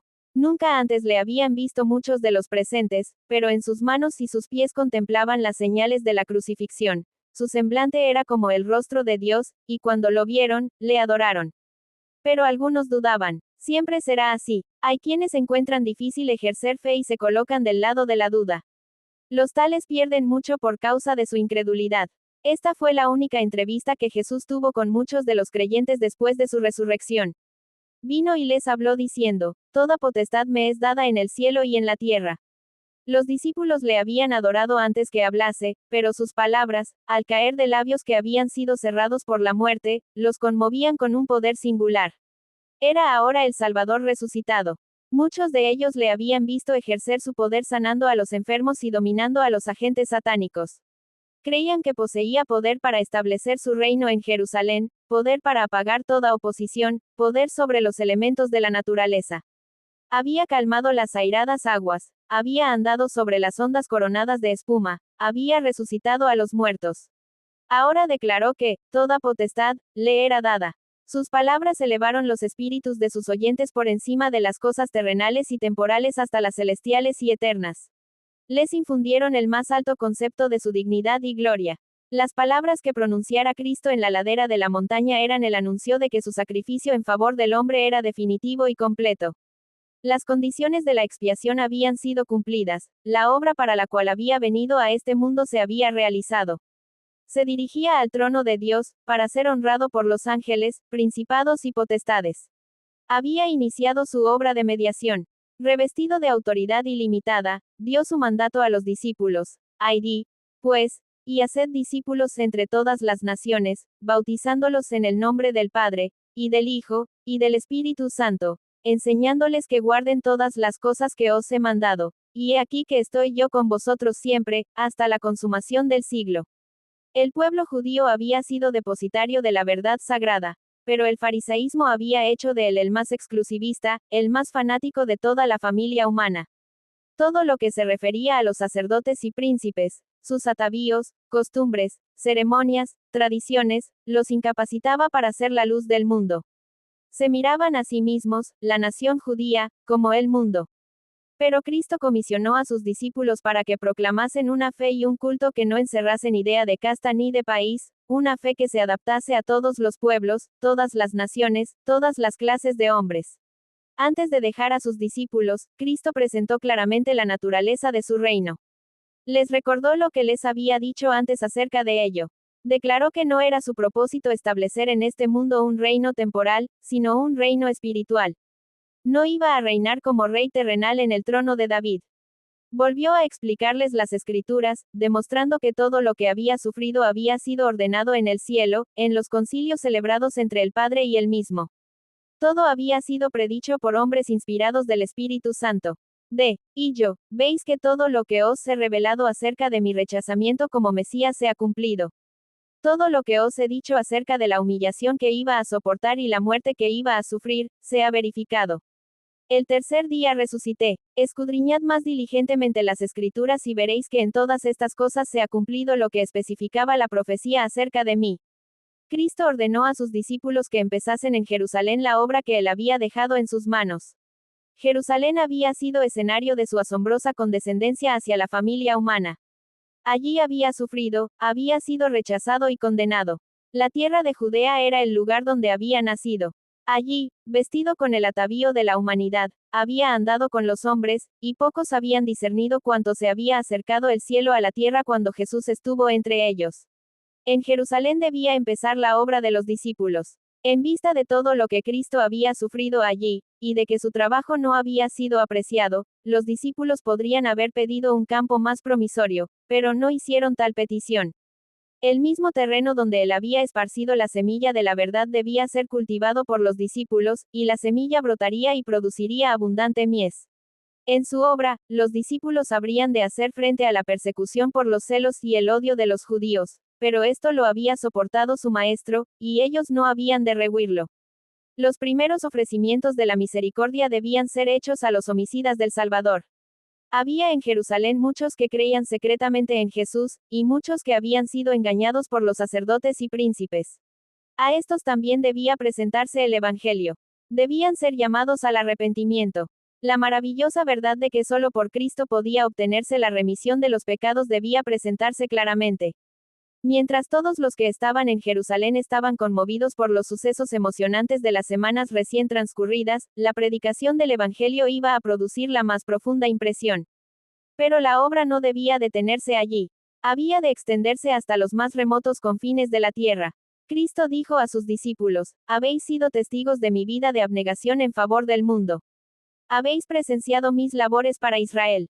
Aunque no han querido venir a mí para obtener la vida, aunque los sacerdotes y príncipes han hecho de mí lo que quisieron, aunque me rechazaron según lo predecían las Escrituras, deben tener todavía una oportunidad de aceptar al Hijo de Dios. Habéis visto todo lo que me ha sucedido, habéis visto que a todos los que vienen a mí confesando sus pecados yo los recibo libremente. De ninguna manera echaré al que venga a mí. Todos los que quieran pueden ser reconciliados con Dios y recibir la vida eterna. A vosotros, mis discípulos, confío este mensaje de misericordia. Debe proclamarse primero a Israel y luego a todas las naciones, lenguas y pueblos. Debe ser proclamado a judíos y gentiles. Todos los que crean han de ser reunidos en una iglesia. Mediante el don del Espíritu Santo, los discípulos habían de recibir un poder maravilloso. Su testimonio iba a ser confirmado por señales y prodigios. No solo los apóstoles iban a hacer milagros, sino también los que recibiesen su mensaje. Cristo dijo, en mi nombre echarán fuera demonios, hablarán nuevas lenguas, quitarán serpientes, y si bebieren cosa mortífera, no les dañará, sobre los enfermos pondrán sus manos y sanarán. En ese tiempo el envenenamiento era corriente. Los hombres faltos de escrúpulos no vacilaban en suprimir por este medio a los que estorbaban sus ambiciones. Jesús sabía que la vida de sus discípulos estaría así en peligro. Muchos pensarían prestar servicio a Dios dando muerte a sus testigos. Por lo tanto, les prometió protegerlos de este peligro. Los discípulos iban a tener el mismo poder que Jesús había tenido para sanar toda enfermedad y toda dolencia en el pueblo. Al sanar en su nombre las enfermedades del cuerpo, testificarían de su poder para sanar el alma. Y se les prometía un nuevo don. Los discípulos tendrían que predicar entre otras naciones, e iban a recibir la facultad de hablar otras lenguas. Los apóstoles y sus asociados eran hombres sin letras, pero por el derramamiento del Espíritu en el día de Pentecostés, su lenguaje, fuese en su idioma o en otro extranjero, era puro, sencillo y exacto, tanto en los vocablos como en el acento. Así dio Cristo su mandato a sus discípulos. Proveyó ampliamente para la prosecución de la obra y tomó sobre sí la responsabilidad de su éxito. Mientras ellos obedeciesen su palabra y trabajasen en relación con él, no podrían fracasar. Id a todas las naciones, les ordenó. Id hasta las partes más lejanas del globo habitable, pero sabed que mi presencia estará allí. Trabajad con fe y confianza, porque nunca llegará el momento en que yo os abandone. El mandato que dio el Salvador a los discípulos incluía a todos los creyentes en Cristo hasta el fin del tiempo. Es un error fatal suponer que la obra de salvar almas solo depende del ministro ordenado. Todos aquellos a quienes llegó la inspiración celestial, reciben el Evangelio encometido. A todos los que reciben la vida de Cristo se les ordena trabajar para la salvación de sus semejantes. La Iglesia fue establecida para esta obra, y todos los que toman sus votos sagrados se comprometen por ello a colaborar con Cristo. El Espíritu y la esposa dicen, ven. Y el que oye, diga, ven. Todo aquel que oye ha de repetir la invitación. Cualquiera sea la vocación de uno en la vida, su primer interés debe ser ganar almas para Cristo. Tal vez no pueda hablar a las congregaciones, pero puede trabajar para los individuos. Puede comunicarles la instrucción recibida de su Señor. El ministerio no consiste solo en la predicación. Ministran aquellos que alivian a los enfermos y dolientes, que ayudan a los menesterosos, que dirigen palabras de consuelo a los abatidos y a los de poca fe. Cerca y lejos, hay almas abrumadas por un sentimiento de culpabilidad. No son las penurias, los trabajos ni la pobreza lo que degrada a la humanidad. Es la culpabilidad, el hacer lo malo. Esto trae inquietud y descontento. Cristo quiere que sus siervos ministren a las almas enfermas de pecado.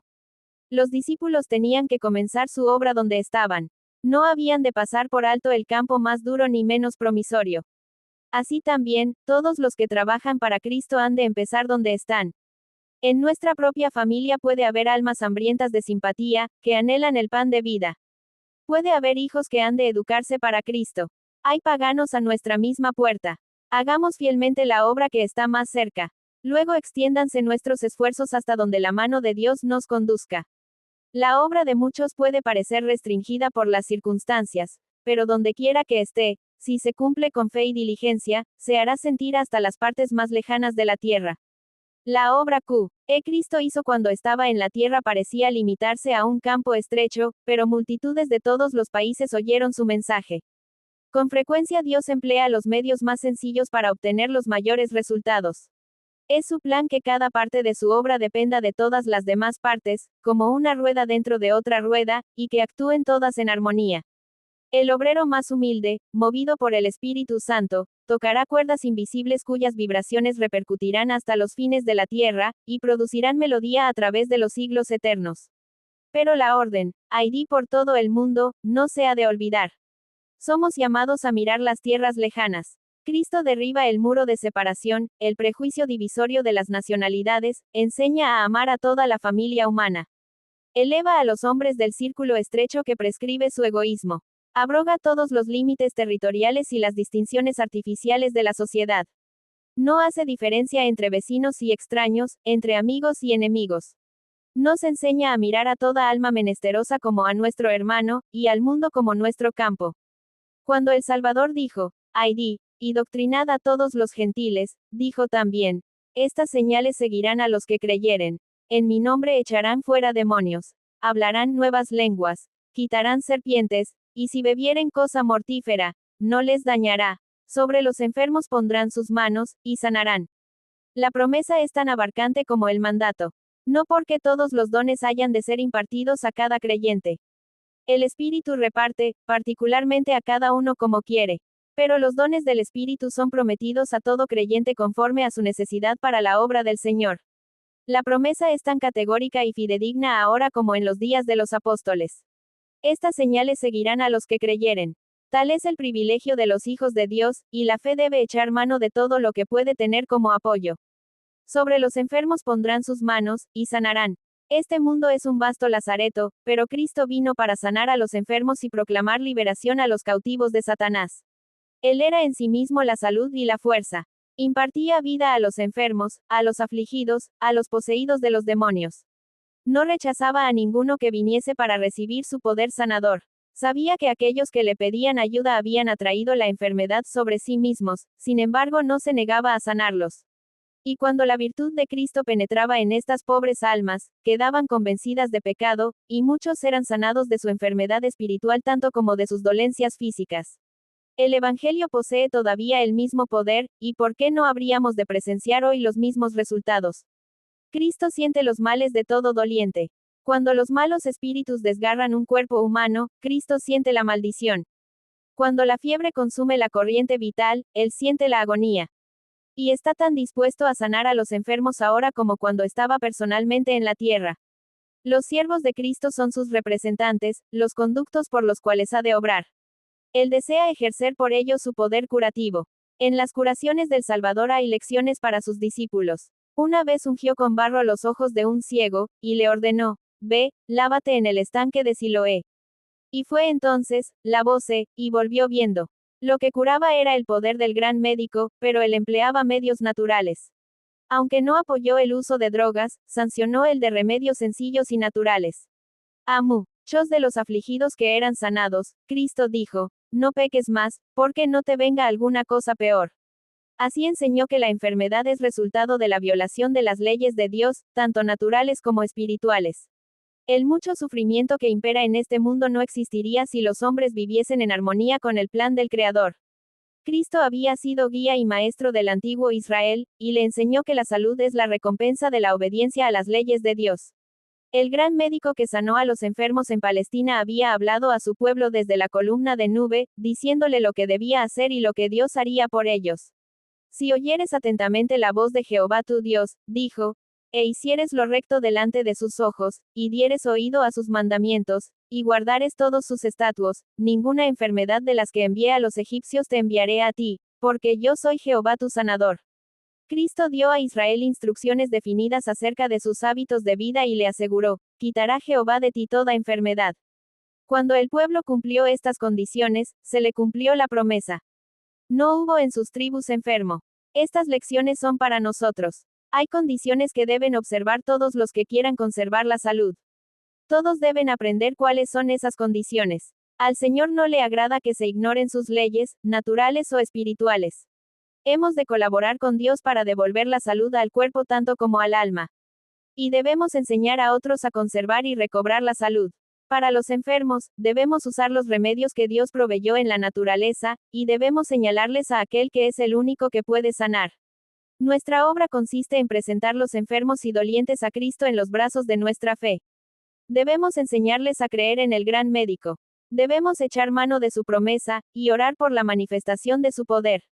La misma esencia del Evangelio es la restauración, y el Salvador quiere que invitemos a los enfermos, los imposibilitados y los afligidos a echar mano de su fuerza. El poder del amor estaba en todas las obras de curación de Cristo, y únicamente participando de este amor por la fe podemos ser instrumentos apropiados para su obra.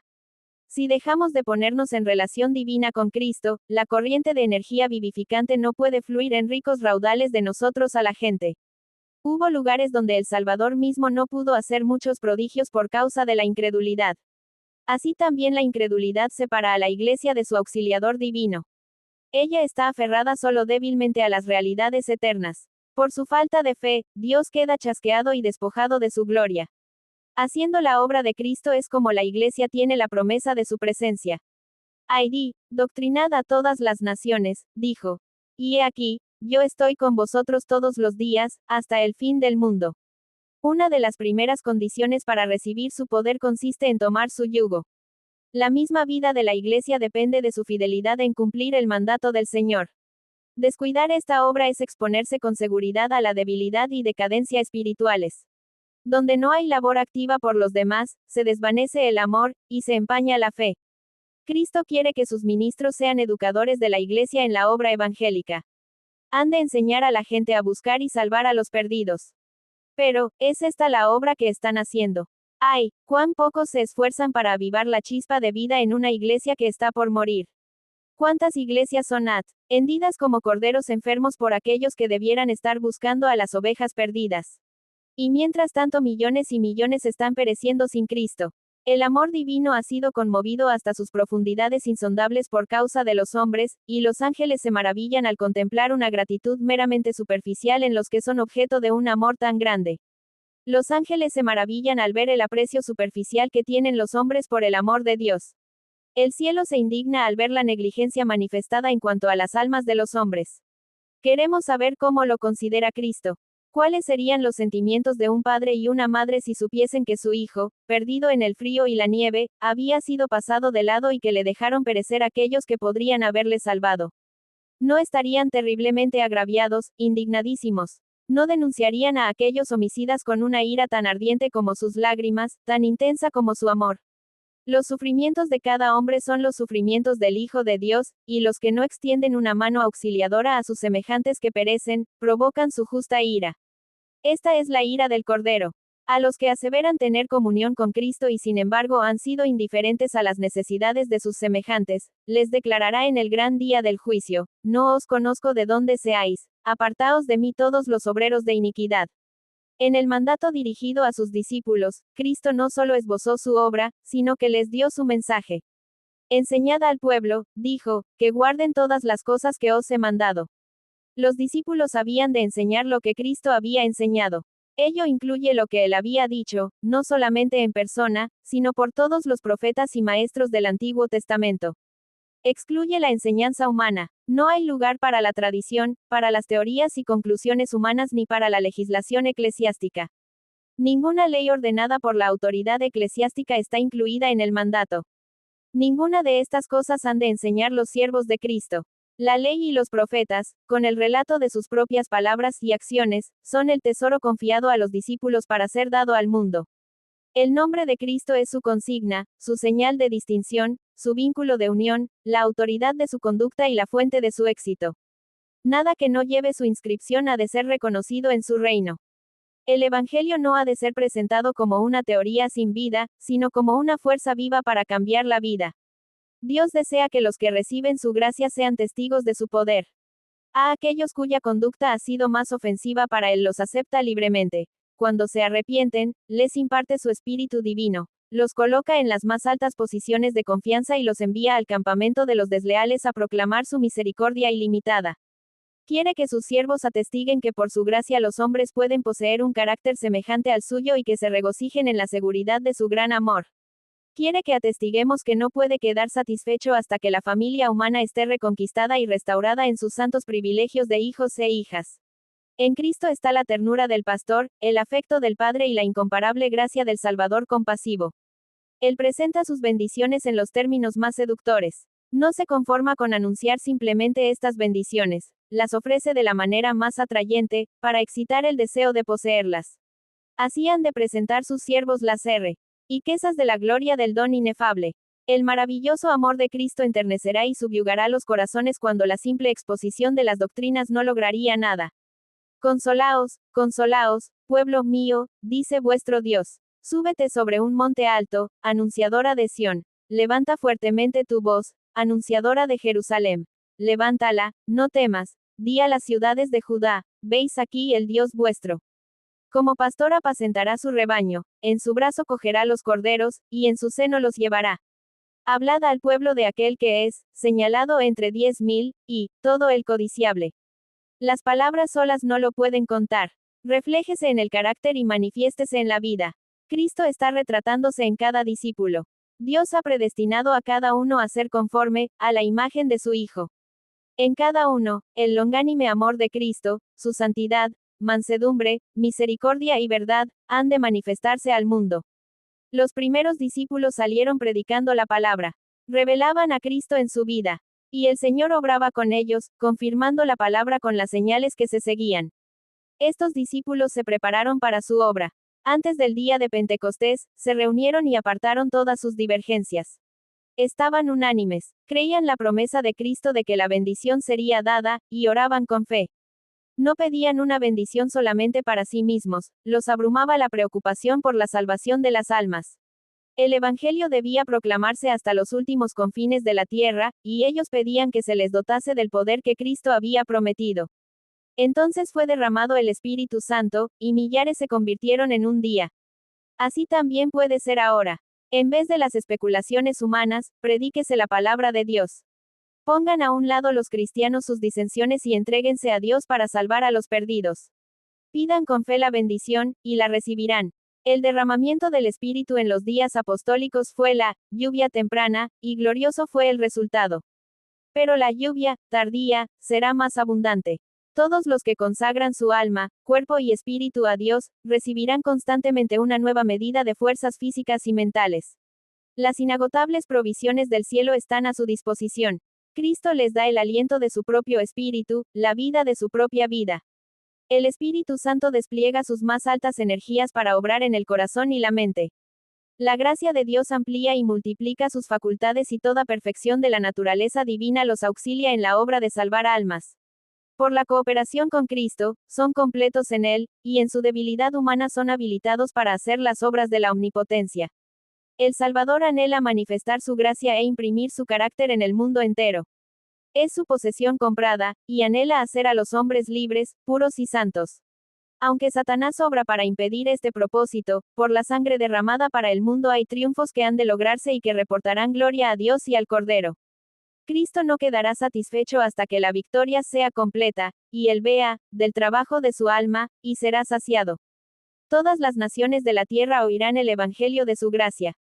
No todos recibirán su gracia, pero, la posteridad le servirá, será ella contada por una generación de Jehová. El reino, y el dominio, y el señorío de los reinos por debajo de todos los cielos, será dado al pueblo de los santos del Altísimo, y, la tierra será llena del conocimiento de Jehová, como cubren la mar las aguas.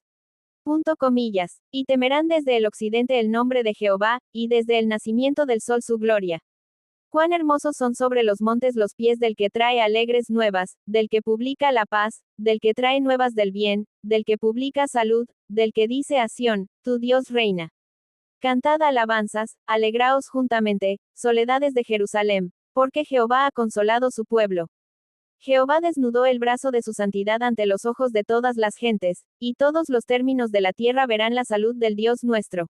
Para el creyente, la muerte es asunto trivial. Cristo habla de ella como si fuera de poca importancia. El que guardare mi palabra, nunca verá muerte, nunca sufrirá muerte. Para el cristiano, la muerte es tan solo un sueño, un momento de silencio y tinieblas. La vida está oculta con Cristo en Dios y, cuando Cristo, vuestra vida, se manifieste, entonces vosotros también seréis manifestados con él en gloria. Juan 8 versículos 51 y 52. Colosenses 3 versículo 4, deseado de todas las gentes, página 731. Aún los historiadores ateos, quienes no aceptan la realidad de la resurrección, admiten no solo que Jesús fue ejecutado, sino también que, tras su muerte, muchos afirmaron haberlo visto resucitado y que, como resultado, dieron inicio al núcleo de lo que llegó a ser la Iglesia cristiana. En un intento por explicar por qué esas personas afirmaron eso, algunos dijeron que Jesús tenía un hermano mellizo o que los primeros discípulos alucinaron pensando que en realidad habían visto a Jesús. Otros dijeron que, en realidad, no murió, sino que solo se desvaneció, volviendo posteriormente en sí. Otra persona afirmó que los extraterrestres descendieron y se llevaron el cuerpo. Para conocer todos estos argumentos y por qué son insostenibles, Bert Clifford Goldstein ha resucitado. Encontrando esperanza en la tumba vacía, Aces, 2022. Preguntas para dialogar. ¿Por qué habrían mentido los discípulos acerca de la resurrección?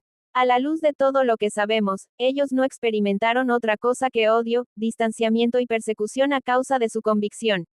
¿Qué habrían ganado inventando este relato? Primero, ¿cuál de las evidencias de la resurrección de Jesús es más convincente para ti? Comparte tus razones con tu clase. Segundo, considera más detenidamente la gran esperanza que nos ofrece la resurrección. Lee primera carta a los Corintios 15. ¿Cuánta importancia da Pablo a la resurrección de Jesús? Primera carta a los Corintios 15. La resurrección de los muertos. Además, hermanos, les anuncio el evangelio que les prediqué, que es el mismo que ustedes recibieron y en el cual siguen firmes. Por medio de este evangelio serán salvados, siempre y cuando retengan la palabra que les he predicado. De no ser así, habrán creído en vano.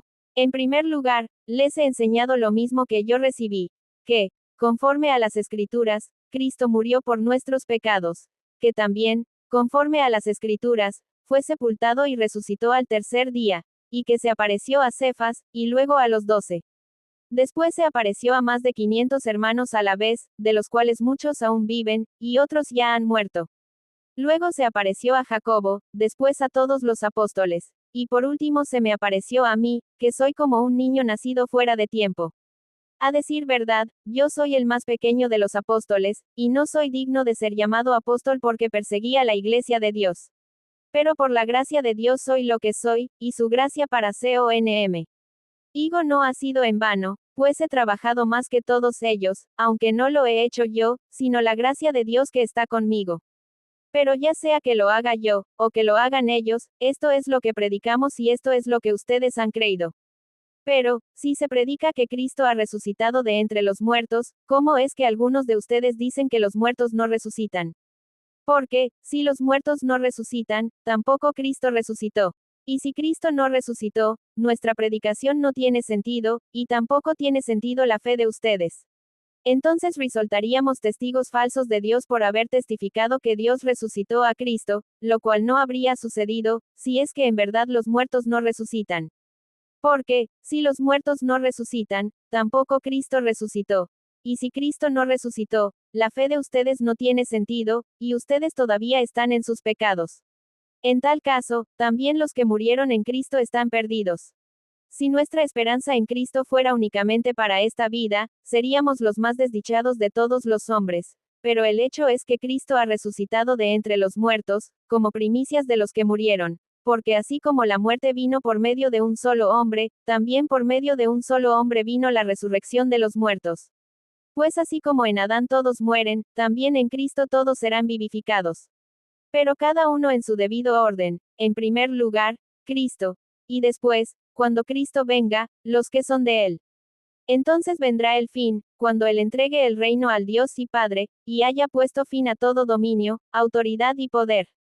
Porque es necesario que Él reine hasta que haya puesto a todos sus enemigos debajo de sus pies, y el último enemigo que será destruido es la muerte. Porque Dios sujetó todas las cosas debajo de sus pies. Y cuando dice que todas las cosas quedaron sujetas a él, es evidente que esto no incluye a aquel que puso todas las cosas debajo de sus pies.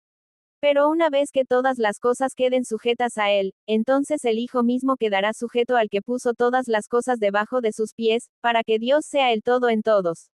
Si en verdad los muertos no resucitan, ¿qué ganan los que se bautizan por los muertos? ¿Para qué bautizarse por ellos? ¿Y por qué nosotros estamos a cada momento en peligro de muerte? Hermanos, por el motivo de orgullo que tengo por ustedes en nuestro Señor Jesucristo, yo les aseguro que muero a cada instante. Pero ¿de qué me serviría, desde el punto de vista humano, haber luchado en Éfeso contra fieras? Si los muertos no resucitan, entonces, comamos y bebamos, que mañana moriremos. No se dejen engañar. Las malas compañías corrompen las buenas costumbres. Así que vuelvan en sí y vivan con rectitud, y no pequen, porque algunos de ustedes no conocen a Dios. Y esto lo digo para que sientan vergüenza. Tal vez alguien pregunte, ¿y cómo resucitarán los muertos? ¿Con qué cuerpo vendrán? No preguntes tonterías. Lo que tú siembras no cobra vida, si antes no muere. Y lo que siembras no es lo que luego saldrá, sino el grano desnudo, ya sea de trigo o de algún otro grano. Pero Dios le da el cuerpo que quiso darle, y a cada semilla le da su propio cuerpo. No todos los cuerpos son iguales, sino que uno es el cuerpo de los hombres, y otro muy distinto el de los animales, otro el de los peces, y otro el de las aves. También hay cuerpos celestiales, y cuerpos terrenales, pero la gloria de los celestiales es una, y la de los terrenales es otra. Uno es el esplendor del sol, otro el de la luna, y otro el de las estrellas, pues una estrella es diferente de otra en su magnificencia. Así será también en la resurrección de los muertos, lo que se siembra en corrupción, resucitará en incorrupción. Lo que se siembra en deshonra, resucitará en gloria. Lo que se siembra en debilidad, resucitará en poder. Se siembra un cuerpo animal, y resucitará un cuerpo espiritual. Porque así como hay un cuerpo animal, hay también un cuerpo espiritual.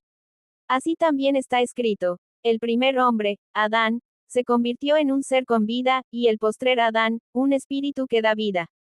Pero lo espiritual no vino primero, sino lo animal, y luego lo espiritual. El primer hombre es terrenal, de la tierra, el segundo hombre, que es el Señor, es del cielo.